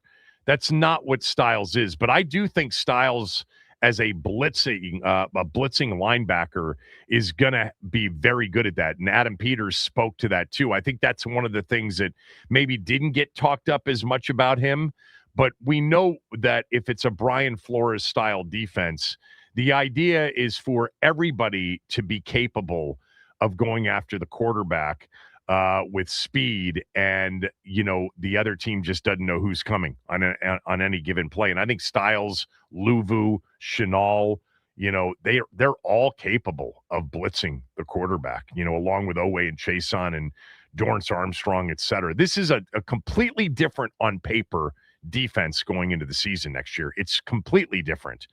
It doesn't guarantee anything, but it's completely different. But no, I don't see the Micah Parsons comp because I still view Parsons as more of an edge, Aaron, even though Dan Quinn specifically with him in Dallas played him everywhere. All right, 301-230-0980. We'll do one more segment. If you're on hold, stay there. Ben will join us at 12. You'll hear what Bobby Carpenter said about Sonny Styles. We'll take a look ahead to tonight and what could be there at 71 if they don't make any moves. Is it going to be wide receiver? Could it be center at 71? Maybe. Kevin Sheehan Show, the Team 980, theteam980.com. We are free and live on the Odyssey app. You can watch us on our Team 980 YouTube channel. Just hit the like button and hit the subscribe button when you get there. And all of our Odyssey Sports Draft coverage today presented nationally by Bet365, where winning is everything. Download the Bet365 app and lock in your picks before the game begins. Must be 21 plus. Gambling problem? Call 1-800-GAMBLER. Available in select states only. And draft coverage today also brought to you by Liberty Mutual Insurance. Only pay for what you need.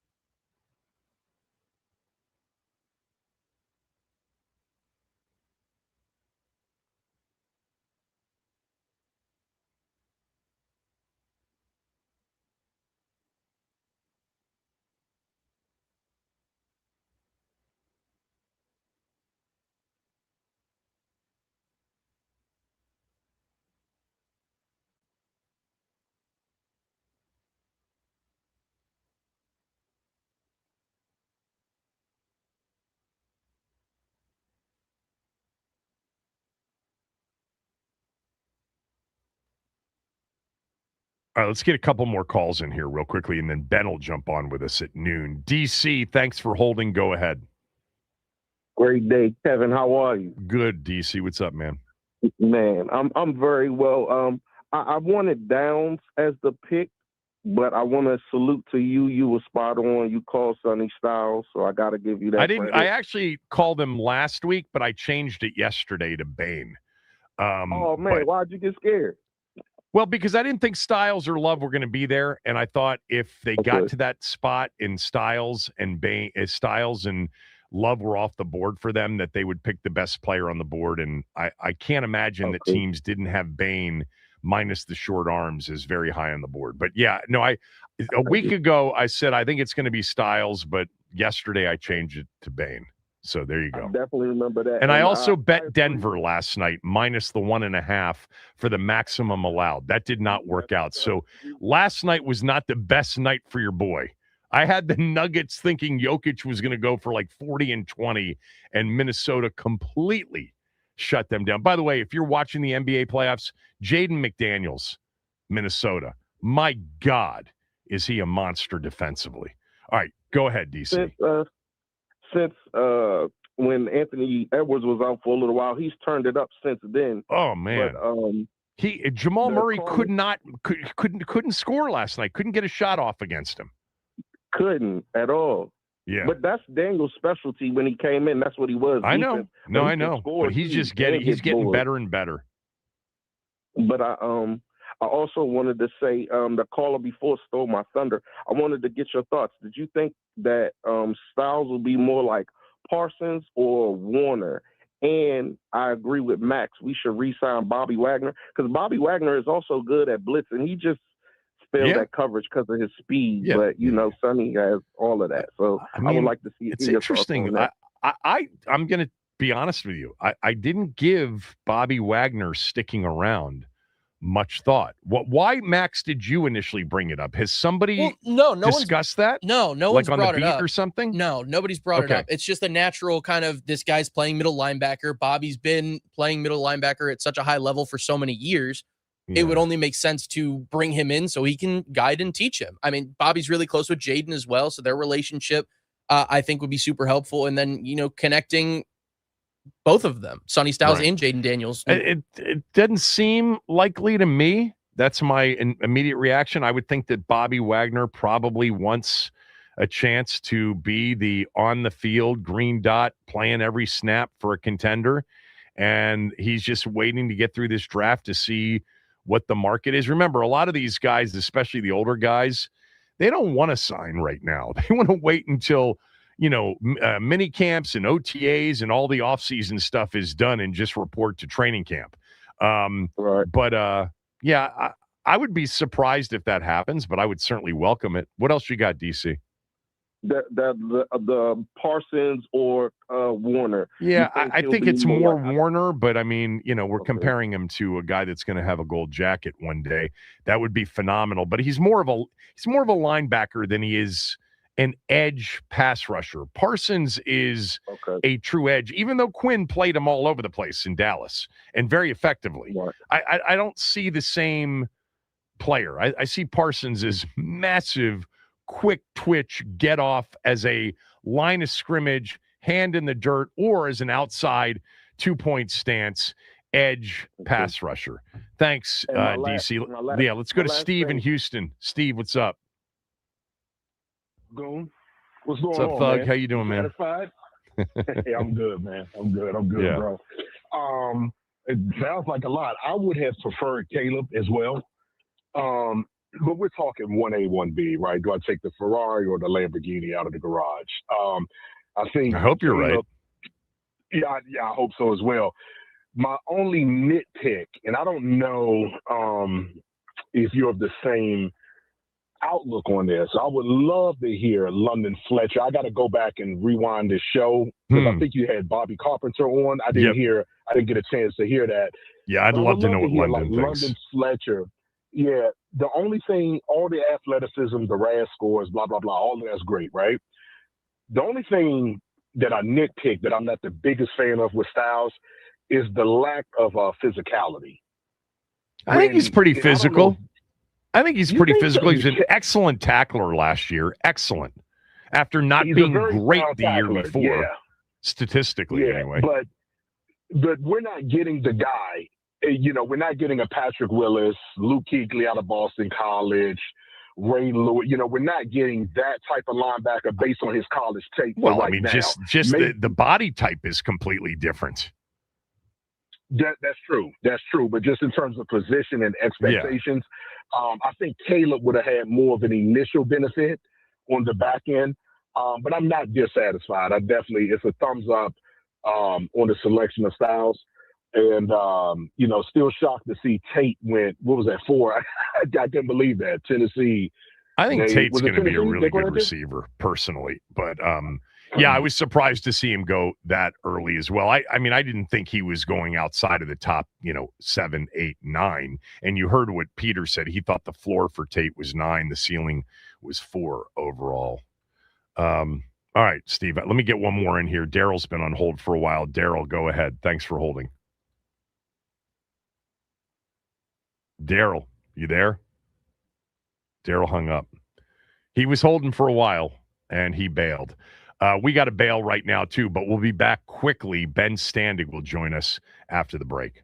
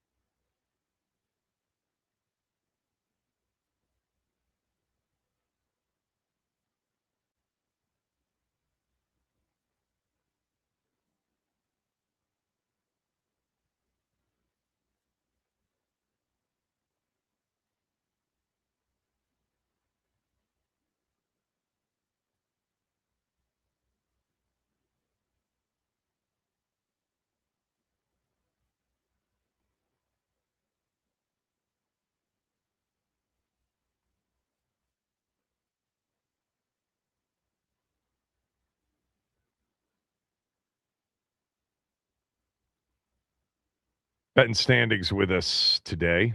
He'll be with us on Monday as well. Pulling some double and triple duty this week for us. He's our Washington insider. He writes a column covering this team for himself on Substack. I would urge all of you to subscribe to it. It's totally worth it. You can follow Ben on X at Ben Standig and listen to his podcast as well called Last Man Standing. So before we get to, your reaction and the reaction of Adam Peters last night, which I played a lot of on the show today, let's just kind of go through last night. What do you think that they, now that it's over, do you have a sense of what they were really hoping for before it began at 8:00? Like what the best case scenario for them was? I mean, I think honestly it may have been what played out. Obviously, as we know, you do the mock drafts 100 times, and if you're projecting what might happen in front of them, you have to sort of work around that, who's on the board, who's not. But it always felt to me from the jump that Sonny Styles just epitomized what it was that they were trying to do. I mean, I asked Adam Peters, I don't know if you played this, but like last night I said, is there, if your stated goal was to get younger and faster this offseason, I don't know that you could have. Okay, yeah, I don't know that you could. I mean, again, not to ding Bobby Wagner, because obviously he did a really good job here and great career and all that, but like where he was at this point, to go from that, a guy who was has all the instincts, but this father times taking its toll a little bit, to this a guy who he's 6'5", 244 and runs a faster 40 time than a lot of starting receivers in the league. It is the definition of going from getting younger faster. So, the only offensive player this whole time that this to me at 7, I thought would work would be Jeremiah Love. And that's just purely, obviously they could use an explosive playmaker and all that, but it seemed like he was going to be gone one way or the other before they got to them. Styles to me was the bit of the wild card, and obviously it worked out. So I honestly think it was probably the way it worked out for them. I'm just curious if Styles had gone to just say Tennessee at 4 or even the Giants at 5. And it sounds like, according to some of the reporting, I guess the Giants had backed off Styles for some reason at 5, and Reese ended up being there for them anyway. But if Styles had been gone, who do you think they would have taken? Let's swap out Styles and Tate, or Styles for Tate at 4. Who do you think they would have taken? Dude, yeah, it's a great question. I understand the Carnell Tate match, because the top need here is a wide receiver, and he looks like a pretty much a plug and play guy. He just doesn't have some of that athletic explosion that you may be looking for at that position. Obviously, for the Tennessee, they decided they needed to do something. They don't have a Terry McLaurin, right? So they had to at least get on the board with a guy, essentially, whereas Washington at least already has that. But that would make sense. Mansour Delane was a guy that I'd had them. Assuming that Styles was off the board, I had him there. The Caleb Downs part of it is just the fascinating one. I mean, Caleb Downs and Sonny Styles are like the opposite guys, in the sense that one guy is just incredibly athletic, the other guy has he's a prodigy when it comes to seeing the game. So to me, I would have liked to have thought it would be Caleb Downs, but he just didn't fit the athletic profile that we've seen from Adam Peters so far in the 2 years he's been running the draft. So it's hard for me to sit here and go, it would be Downs, because that would be opposite of what he's been doing. But boy, to me, that would have just been a hard one to pass on at that stage based on the way you laid it out.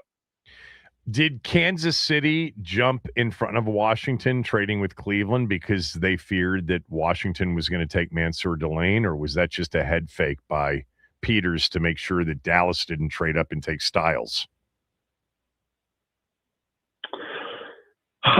Yeah, I mean, I think that I saw the Chiefs GM Brett Beach did his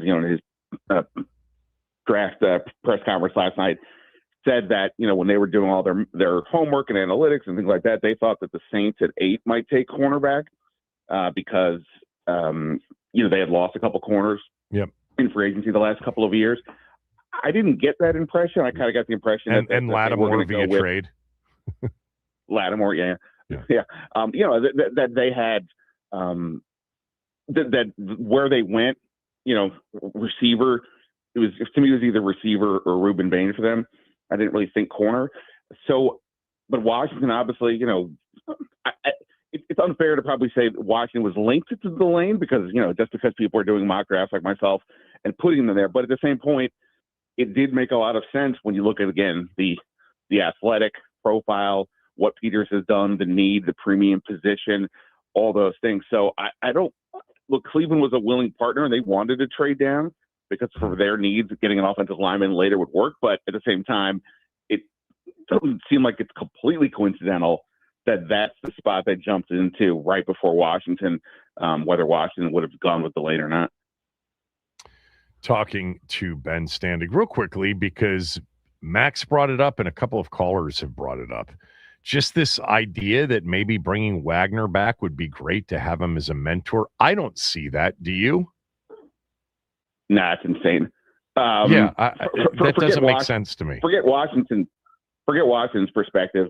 But if Bobby Wagner is going to keep playing, he wants to break the tackle record. Right. And this is not like the NBA where you can come in off the bench. Bobby Wagner played every snap, right? That guy is going to play pretty much every snap. So no, there's no mentoring here.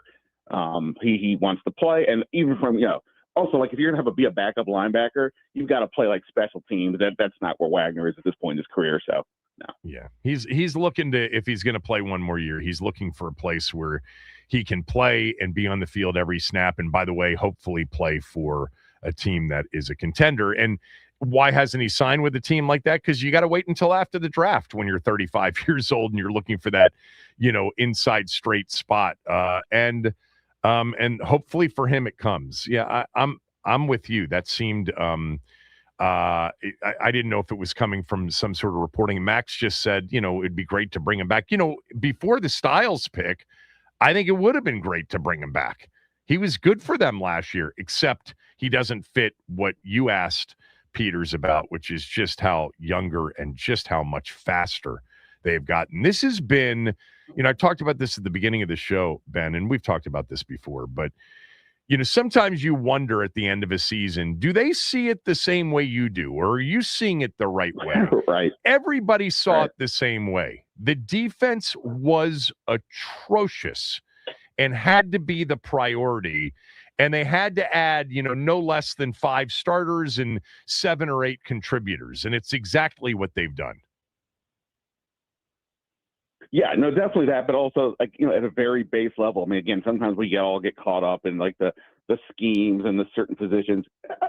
Jimmy Johnson said it years ago when he was building up the Cowboys during, their Super Bowl era, and we focus all out on, of course, the Aikman, the Emmitt Smith, and the Michael Irvin of it all. No, but it was a Jimmy Johnson line. Yeah, it was a Jimmy Johnson line that really set the tone. That is speed kills, and that was his roster building philosophy. And sometimes it is just athleticism is not everything. You actually have to know how to play the game. But at a base level, if you have guys who can move quickly, then at least even if they're making some mistakes, they get there quicker. They're making more opportunities to make bigger plays. So, they have done that obviously all over the place. Oweh, a big guy who ran in the 4.3s at his combine.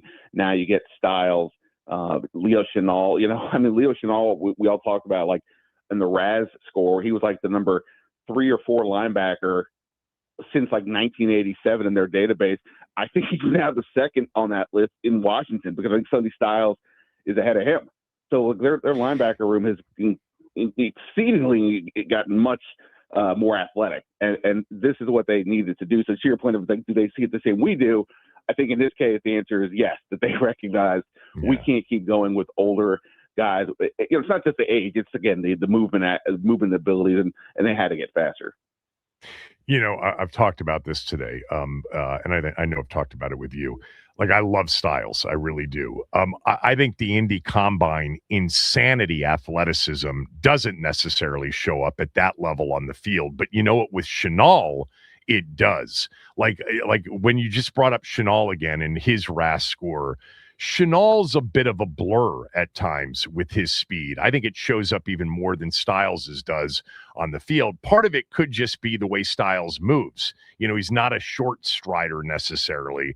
And he's got great athleticism and speed, and he can cover sideline to sideline. But those expecting like Sean Taylor blur on the field, that's not necessarily what Stiles was. His intellect is a big part of what made him such a great player, and I'm excited to see him. All right, what was I going to also say about that? By the way, just to your point about Stiles and the speed, I don't know if this is necessarily a huge factor, but he is a converted safety. This is not his natural position, so he's still to some degree learning how to see the field from. And I think that affects the speed. And like to your point about the athleticism, like when I was talking to people, I think I mentioned this the other day, talking to people around the league about Stiles going into this.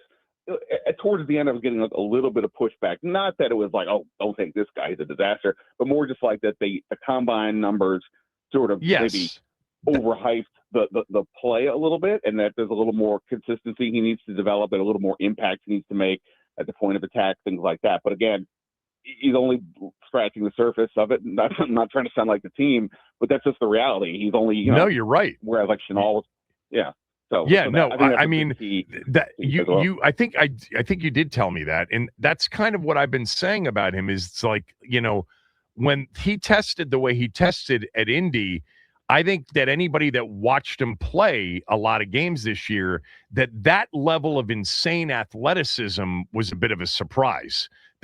That's why that stuff is worth. It's a piece of information. It's not everything. The film tells the tale, but his smarts, his being able to cover in zone, completely take something away in the middle of the field and then be out on the flat, making a tackle for a 1 yard gain. That's where you're going to see it. And sideline to sideline, he is long and definitely athletic, but it's not like Shenault. When you watch just him at Kansas City, there's a bit of that incredible burst of speed that is more, I think, apparent. So I did want to ask you, because you talk to a lot of GMs and agents, what was the bottom line on Bain falling to 15? Was it just the short arms, or was it something else? I had sort of stopped asking about him after the off the field matter became public, where he was involved in an accident that led to somebody's death. And when the report came out, it said that, hey, teams have been well aware of this, and I heard that the team, yes, they all knew it, and that was already sort of baked into their evaluations. So I don't know how much that, if anything, pushed him down towards the end. But yeah, I mean, I do think I don't think he was a fit stylistically for some teams. I was saying here, like if they really are going to lean into more of a 3-4, right, I just don't quite know that I see him fitting. So maybe other teams, and it does seem like there's more teams switching to a 3-4 these days. Dallas is doing it as well. So maybe I think it was a little bit of that, the short arms thing as well. Again, I don't know how much, if anything, the off the field situation played into it. But yeah, I just don't think he was the right fit for a lot of teams. But yeah, I think Tampa's a really good spot for him. I think that one that does kind of make sense, and they need, for where they're at as an organization, they need a winning season, or they're all probably getting fired. So yeah, I think he's a guy to be able to come in and play right away maybe is appealing to them more than maybe overlook some of the things that other people were not willing to do. What did you make of? We'll get to what tonight may bring and over the weekend may bring, since this will be the last time we talk on radio together until Monday. But what did you make of the Philly trade up to 20 with Dallas and taking Mekhi Lemon? I assume you saw how it played out, that he was on the phone thinking he was going to Pittsburgh. Yeah. Yeah, that was pretty wild. Look, obviously, I mean, we all thought at some point here Philly's probably going to add another receiver, right? Because it looks like A.J. Brown is headed to New England. But based on that, I thought it would be a bigger guy. And Mekhi Lemon, he may play bigger than he is, but he's still only 5'11", but he is a very tough guy. He was like basically the number one yak receiver in this draft class. And, especially early on when we didn't maybe have a quite feel for how the board actually looked, the idea of Washington possibly getting him with maybe a little bit of a trade down, I thought was appealing. But I think he's a really good player. I really like the call. I'm just curious, like with him and Devontae Smith, that's obviously not a very big receiver It's room. interesting. I mean, they did add a couple of, they did add a couple of other, Wicks, Hollywood Brown, right? Yeah. Yeah. So, similar to where Washington, well, obviously they were maybe a little bit better with Lemon and Smith, but, they probably are not a finished product there, but they have enough to sort of get by for now. But, I think it was not the team I expected him to go to. I'll say that. Pittsburgh to me would have made more sense just because they have two guys on the outside already. They needed more of a slot. And, but anyway, it'll be interesting to see for sure. All right, real quickly, back to our team last night, because I forget if this is a question you asked. It may have been a question that you asked about just when did he know that Styles, that they really wanted Styles. And he said this week. He was very honest about it, Peters was last night. And he also said that it was crickets when it came to trading back. But, when I asked you what you thought the best case was for them, I thought you might say a really, really solid trade back opportunity. They were definitely looking for some action there, don't you think, throughout the night? Maybe not when it became apparent that Styles was a possibility, but prior to that, that was something that they probably would have loved to have been able to do. Yeah, I mean, the only downside essentially with the Styles pick is that it removed their best asset for getting more picks. They can still maybe do that at 71, but obviously That's right. Lesser impact. So yes, I mean, I think in a perfect world, yes, you're right. Maybe that's why I kept emphasizing, could they make a trade with, say, Kansas City? Like if Kansas City wanted to get ahead of the Saints for Delane, if that was a deal, the Washington does that, trades down, still gets a player from the range that they would want and gets some extra picks.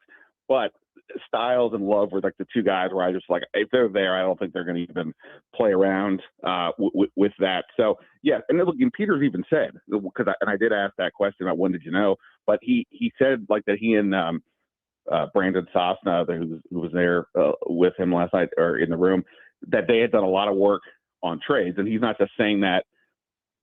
Every team is doing due diligence. This sounded much more than that. This I agree. Like we've got to be on top of this. Yeah. And what can we do? And that's the thing. Like, to your question earlier, what would they have done if Styles was gone? If I don't know what they would have been able to do. He said that it was crickets for sure. Now maybe that was because people just like, they got Styles, they're not doing anything. But yeah, I would imagine that whatever trade conversations they had already had would have been intensified if they were staring at a board with no Love, no Styles. Okay, now what? All right, let's talk about tonight. If they stick and pick at 71, don't trade up, don't trade back. I know all of us are thinking wide receiver. I think there's going to be a run on centers if my guy Cole Kublik's correct. But give me an idea of what you think could happen at 71, and let's start with the receivers. Who would be there that you think they'd be interested in? Yeah, I mean, obviously, in the notion of the best player available, don't force anything. Boy, you could maybe say to them, well, you could force this one a little bit.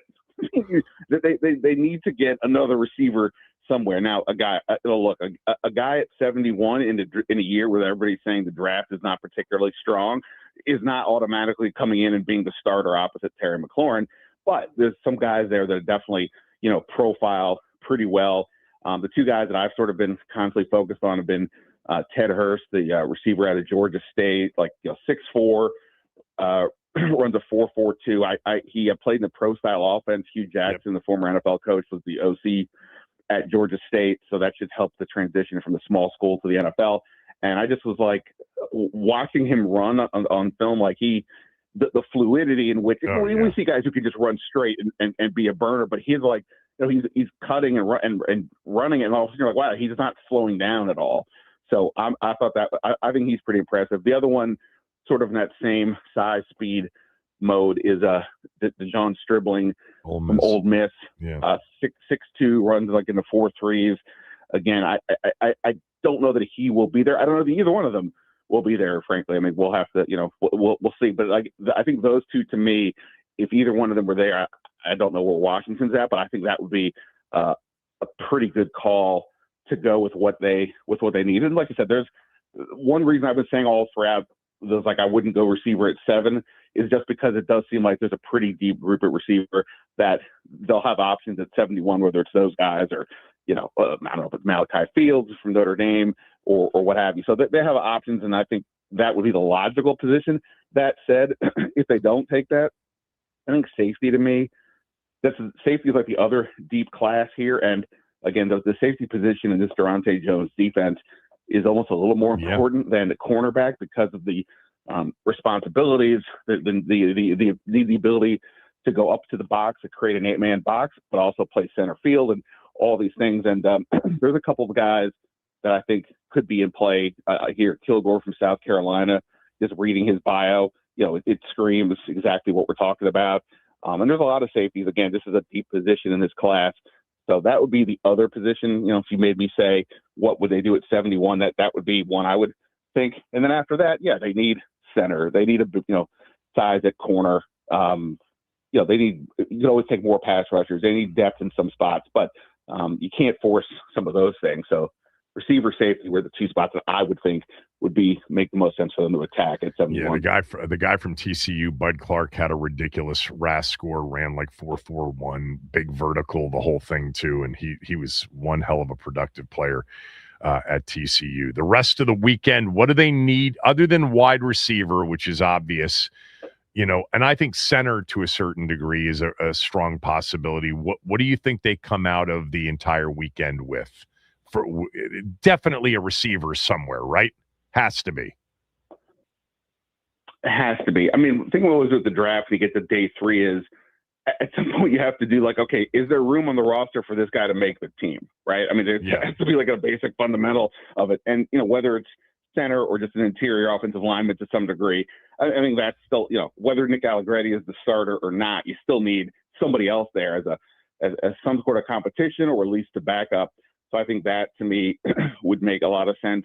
The corner depth, I mean, they've got a handful of guys, but there's still probably 1 or 2 spots on the depth chart that I would say would be open, even if that's a guy who's maybe more special teams initially than not. That to me would make sense. And again, somebody with size would be a preference as far as I would be concerned. And then, from there, like I said, to get another edge rusher, as we've discussed, definitely of the top guys they have right now, only always on the books for next year, so for 2027. So, getting somebody else there to help with the depth, if nothing else, I think would go a long way. And then, look, if there's a running back that is particularly interesting to them, I know they've done some work on the guy, Adam Randall from Clemson. He may be like a late day 3 pick, so not so crazy, but he's like a 232 pounder who's like a tremendous athlete. Yeah. And so if there's somebody who could, especially that bigger body type, they have Bill, they have a pass catcher and Rashad White, but they don't necessarily have the obvious short yardage type guy. So maybe that player could be interesting. And also, look, White's only signed a 1-year deal, so if there's another pass catcher out there that they like, that could be interesting. So I think those are the spots. And I'll throw out one more. We don't know who the 3rd string quarterback is. I don't necessarily know that they are drafting one with the limited picks, but right now, also a Sam future Hartman backup. I mean, how long is Marcus Mariota going to be the backup? Talon Green, Arkansas. No, I know. His only issue might be the upside is maybe too high. He's going to go a little bit earlier. I think Cole Payton's the other guy. He's a lefty. It's like the lefties, but his profile also kind of fits. His mobility fits for here. So I don't think that's out of question either. By the way, if you want an all-name team guy, there's a kicker, Trey Smack. At Florida State, he might be the best kicker. Well, I was going to say, don't discount a kicker in round 6 or 7. I mean, especially with how important they become. Real quickly, because I'm running out of time, but how did you do on your mock draft? Well, I guess on the good news, I had the are tied with others with the highest, like how many guys you had in the first round, like 29. So I'll take that. But the You had Maggie 29 part, of the 32 first-round guys. Got it. Okay. yeah, But that was tied from us. But so that's the the 1 Maggie point. part was a So little more. you got 29 points there. How many 2-pointers did you get? Right player, right team. I think only 5. I mean, I didn't put Love at 3. I just was kind of, I was like, I can't do this. I just, I should have done it. I was being stubborn, I guess. So once you missed one early, just a bunch of the one, you just start missing a bunch. So yeah, I only got 5 there, but like, out of like 180 people, I think I was like 60, something like that. So not ideal, but on the board. I guess one last thing just on the draft overall. Did you see Sean McVay's press conference about Ty Simpson? That was uncomfortable to watch. I did. That was a classic example of where a coach and a GM are on opposite pages. That's the point. The coach is focused on the moment, and the Rams are in this, obviously must, win now mode by a lot. But if they had not made the trade with Kansas City earlier in the offseason where they gave up the number 29 pick to get Trent McDuffie, that would have been an easy one to say, hey, they'll take Ty Simpson there, right? But when they only had the 13th pick, they're like, well, I mean, look, me personally, I thought Ty Simpson was worthy of being picked up there. It was just like, well, are you going to use your 1 first-round pick on a guy who's not going to play, ideally? So, yeah, that's a classic. I said GM coach debate. That must have been a fun one in the war room. Well, I guess the question really is, did they feel like they had to do it there? Was there an opportunity to potentially trade back and get them later and pick up more picks? And the answer has to be that they felt like there was a chance that Ty Simpson was going to get picked by somebody else much earlier than anybody anticipated, whether that was the Jets, potentially at 16. I'm forgetting who else. Pittsburgh, as a possibility at 21. And maybe they just felt like if they didn't do it there, he was going to be gone. I mean, obviously, we have seen in the past where, you draft the younger quarterback and that can cause some tension or whatever. But if you're the Rams, a team that looks like they're going to be Super Bowl contenders as long as McVay is the coach, you're just not picking in the top, you're not picking in the top 5. So, it's just a pretty rare occurrence. So when you have the opportunity to get somebody, when are we doing this? And this could be Stafford's last year. They may be very much looking at 2027 of who's our quarterback. So, yeah, I mean, they went for it. And I don't have an issue with it. It's just like you said, it's for where they are as a team. They didn't take a guy who could maybe help them this year, and that's probably what. And the head coach was not happy about it. They would have been much better off having just Les Snead handle that press conference, because it's just become it's gone viral with just how completely dejected Sean McVay looked. And apparently he never even talked to Simpson. So there you go. All right. Thanks for doing this. I'll talk to you Monday. Always, man. See ya. Ben Standig, everybody, at Ben Standig on X, and you can link to his Substack there. He's got a lot of good stuff on round 2 and beyond. All right, when we come back, I had Bobby Carpenter on this show a few weeks ago. Bobby Carpenter played at Ohio State as a linebacker. I had him on to kind of talk about all the Ohio State players, the Downs, the Tate, the Styles, Reese, et cetera, because there were so many of them, and Washington was picking at 7. And man, did he love Sonny Styles. You'll hear what he said a couple of weeks ago on this show when we come back. Kevin Sheehan Show, the Team 980, theteam980.com. Like I have said all day and all week long, Odyssey Sports draft coverage is presented nationally by Bet365, where winning is everything. Download the Bet365 app and lock in your picks before the game begins. Must be 21 plus. Gambling problem? Call 1-800-GAMBLER. Available in select states only. And draft coverage is also brought to you by Liberty Mutual Insurance. Only pay for what you need.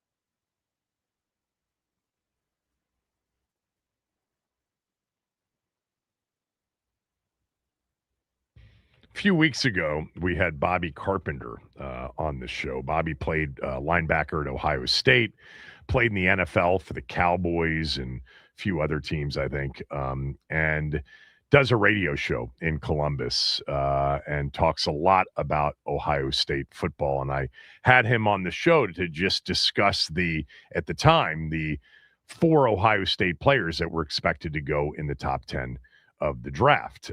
Carnell Tate, Arvell Reese, Sonny Styles, and Caleb Downs.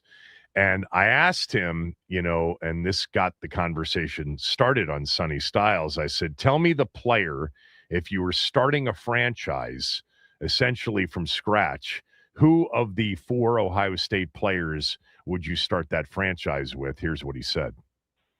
Ooh, it's from starting from scratch or trying to figure that whole thing out. I would probably stop because there's a lot of good options there, like you said, and probably all of them will go in the top 10. I would probably go with Sonny just because I'm a big believer in front to back, inside to out. And I think he's going to be that centerpiece of your defense for a long time. He checks all the boxes. He's big. He's physical. He's smart. He can help you in the run and the pass. He's got blitz ability as well, great coverage ability, and just really, rock solid of a human being. And so I would go with him to kind of start that defense off, start that team off, and start building around. I don't know if you do this a lot, but, as fans, we do it a lot, especially this time of year. Do you have a comp for him? It's tough because you look around, and the guy, I was just looking at some of his stuff again today, and I've known Sonny, full disclosure with that. He grew up in the town beside of me. My dad was our high school football coach, so I got to see him since he was a freshman in high school, develop to the man and player that he is today. And so you try to find comps for him of what he could be. And, it's tough because you start looking around and the guy with his ability, you start looking at potential all pros and stuff like that. And so I hate putting that on guys just because it's almost an unfair comparison to them. And it's almost a little disrespectful because you look at, what he could potentially do and just all the physicality that he brings to the table. I know, gosh, you put him in the right scheme and in the right defense, he's going to be an unbelievable player. I think he's almost scheme agnostic, but if you put him in the right spot playing middle linebacker, he can do a ton of stuff for you. So Washington, Bobby, has number 7 overall. They were horrendous defensively last year. At the end of last season, you could argue that it was the worst defensive team in the league. They suffered a lot of injuries, but it really didn't matter. They were just plain awful defensively.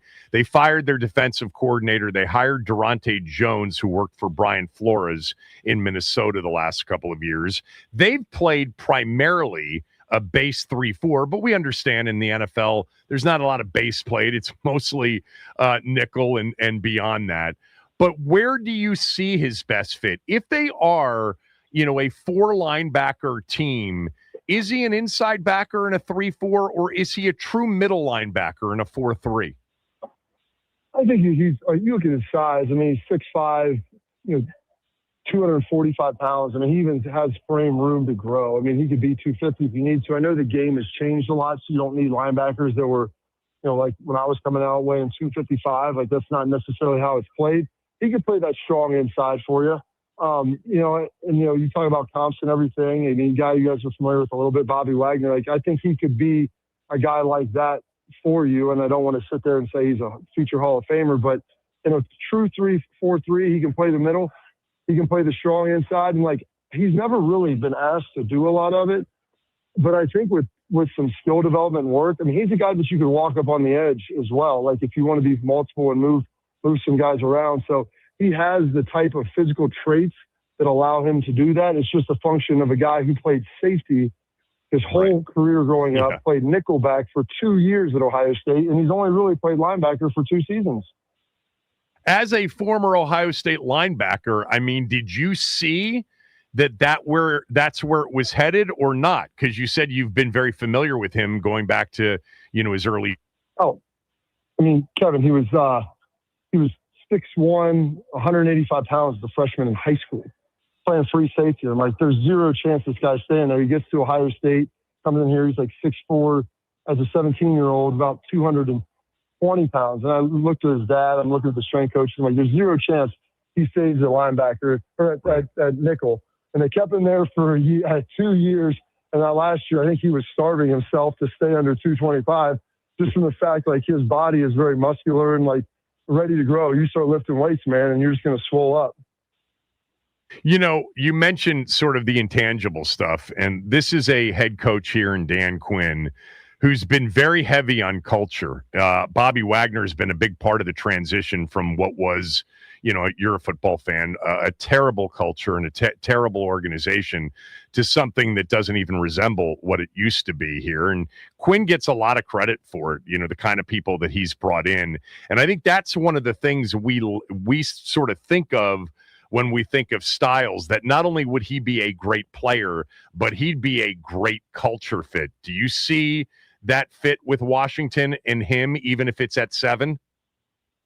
Oh, yeah. I mean, because that's what I'm saying. That's why I would start it. You know, you talk about starting a franchise with it. I mean, he's a guy that he doesn't speak a ton. He's not the most vocal guy you're going to find, but every time he spoke at Ohio State, everybody listened because the guy does everything right all the time.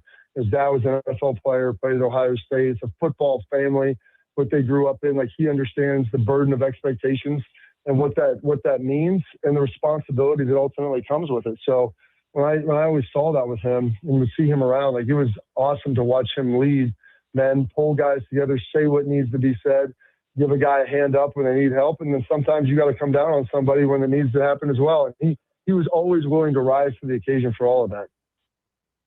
Good stuff from Bobby Carpenter, who played in the NFL for many years and was a big-time linebacker at Ohio State as well. That was really good information. Of course, we didn't know when he was on with us 2 weeks ago that would be the pick, but, man, he gave you a lot there on Sonny Styles. You know, there was another Ohio State past linebacker that weighed in on the Styles move to Washington. You'll hear what he said when we come back. And there was a very interesting comp made by someone at the NFL Network on Sonny Styles. You'll hear all of that and more when we come back. Kevin Sheehan Show, the Team 980 and the team980.com.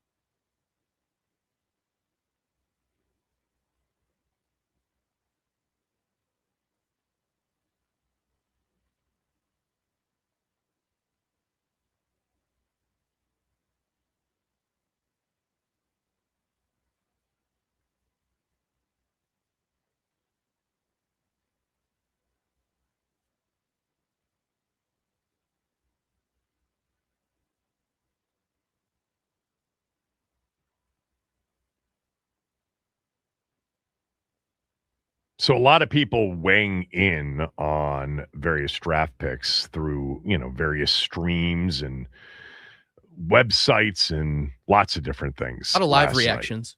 Yeah, a lot of reactions. So we took a couple of them on Sonny Styles. How about this from former Ohio State linebacker, A.J. Hawk, longtime linebacker in the NFL, and Bill Cowher, the two of them together on Sonny Styles in the Fit in D.C.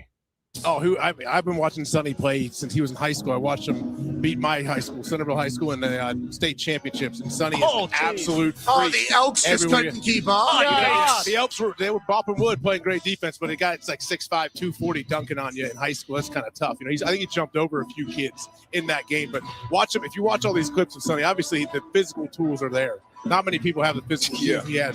But look at his eyes, his discipline, everything about him. Tony even said he only missed one tackle all year.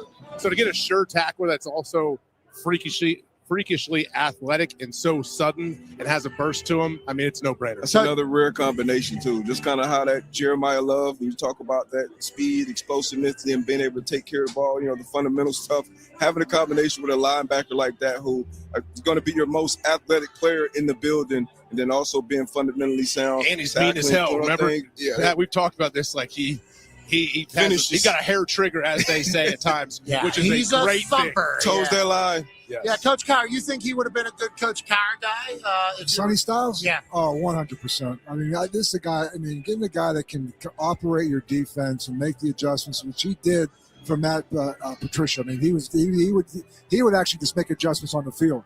That in his own mind as he saw a formation. So this guy is a general. He's a quarterback on the defensive side of the ball. He's a great pickup right for Dan.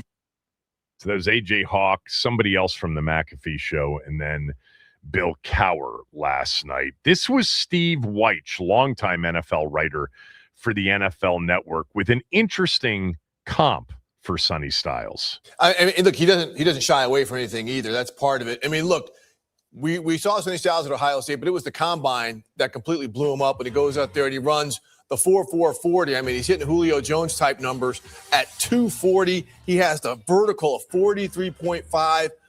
Look at this right here. And Baldy, let's take people back. I know a lot of people, because it's contemporary, are comparing him to Fred Warner, the linebacker for the 49ers, which is a good comp. But remember a safety who moved to the Mike linebacker, who is now in the Pro Football Hall of Fame, a guy named Brian Urlacher. Yeah. That might be a compliment. He tested better than Urlacher. Urlacher was a safety coming out of New Mexico. Yeah. Right. So he moves to Mike. He's got same type of range, same type of thing. Can you imagine if Styles goes to where a lot of people have him mocked in Tennessee, and he's got Jeffrey Simmons and Jonathan Franklin Myers playing in front of him to keep him clean? Yeah. Like this is that special of a talent. Judy Batista mentioned it earlier that an inside linebacker is not really a premium position because he doesn't necessarily impact the quarterback. But this is a guy who impacts everything, including the quarterback. That was interesting. So that was clearly pre-draft because you talked about the fit with Tennessee, which, by the way, keeping them clean is going to be really important. Payne, Kinlaw, Settle, Newton got to be much better up front than they were last year, although that wasn't their biggest issue last year. The Brian Urlacher comp. I forgot that Brian Urlacher coming out of New Mexico was a safety. But Urlacher, for me, again, another Hall of Famer. We've had some Hall of Fame comps for Sonny Styles, so let's be careful here. But Urlacher was just bigger and played bigger. Is my kind of memory of him. So this was Micah Parsons on some Bleacher Report streaming YouTube, whatever, on the draft last night. Micah, very familiar with Dan Quinn, obviously. This was his take on Sonny Styles to Washington. Micah Parsons, Dan Quinn. Hey, I think this pick makes the most sense knowing Dan Quinn. He loves a fast, ferocious linebacker. And I think this is why the Chiefs traded up. They needed to take Delane from Washington. Washington was probably going to take Delane if Sonny was still there. Even if that's why they traded up. Washington's biggest need has been a corner. They traded for the guy from the Saints. Marshawn Lattimore. Marshawn Lattimore didn't pan out. Nope. This is why the Chiefs traded up, and Sonny just makes the most sense at this pick. Dan Quinn, I think, they had Bobby Wagner over the last couple of years, but they needed somebody fast. The division they're in with Saquon. I think he can develop to a serious linebacker. It's just about how is Dan Quinn going to use him? You know, what's he going to do? Is he going to be more of a cover guy? Is he going to be more downhill? Because they got Louvu too. So Louvu and him is going to be a great tandem. It's going to be very interesting to see how this guy pans out.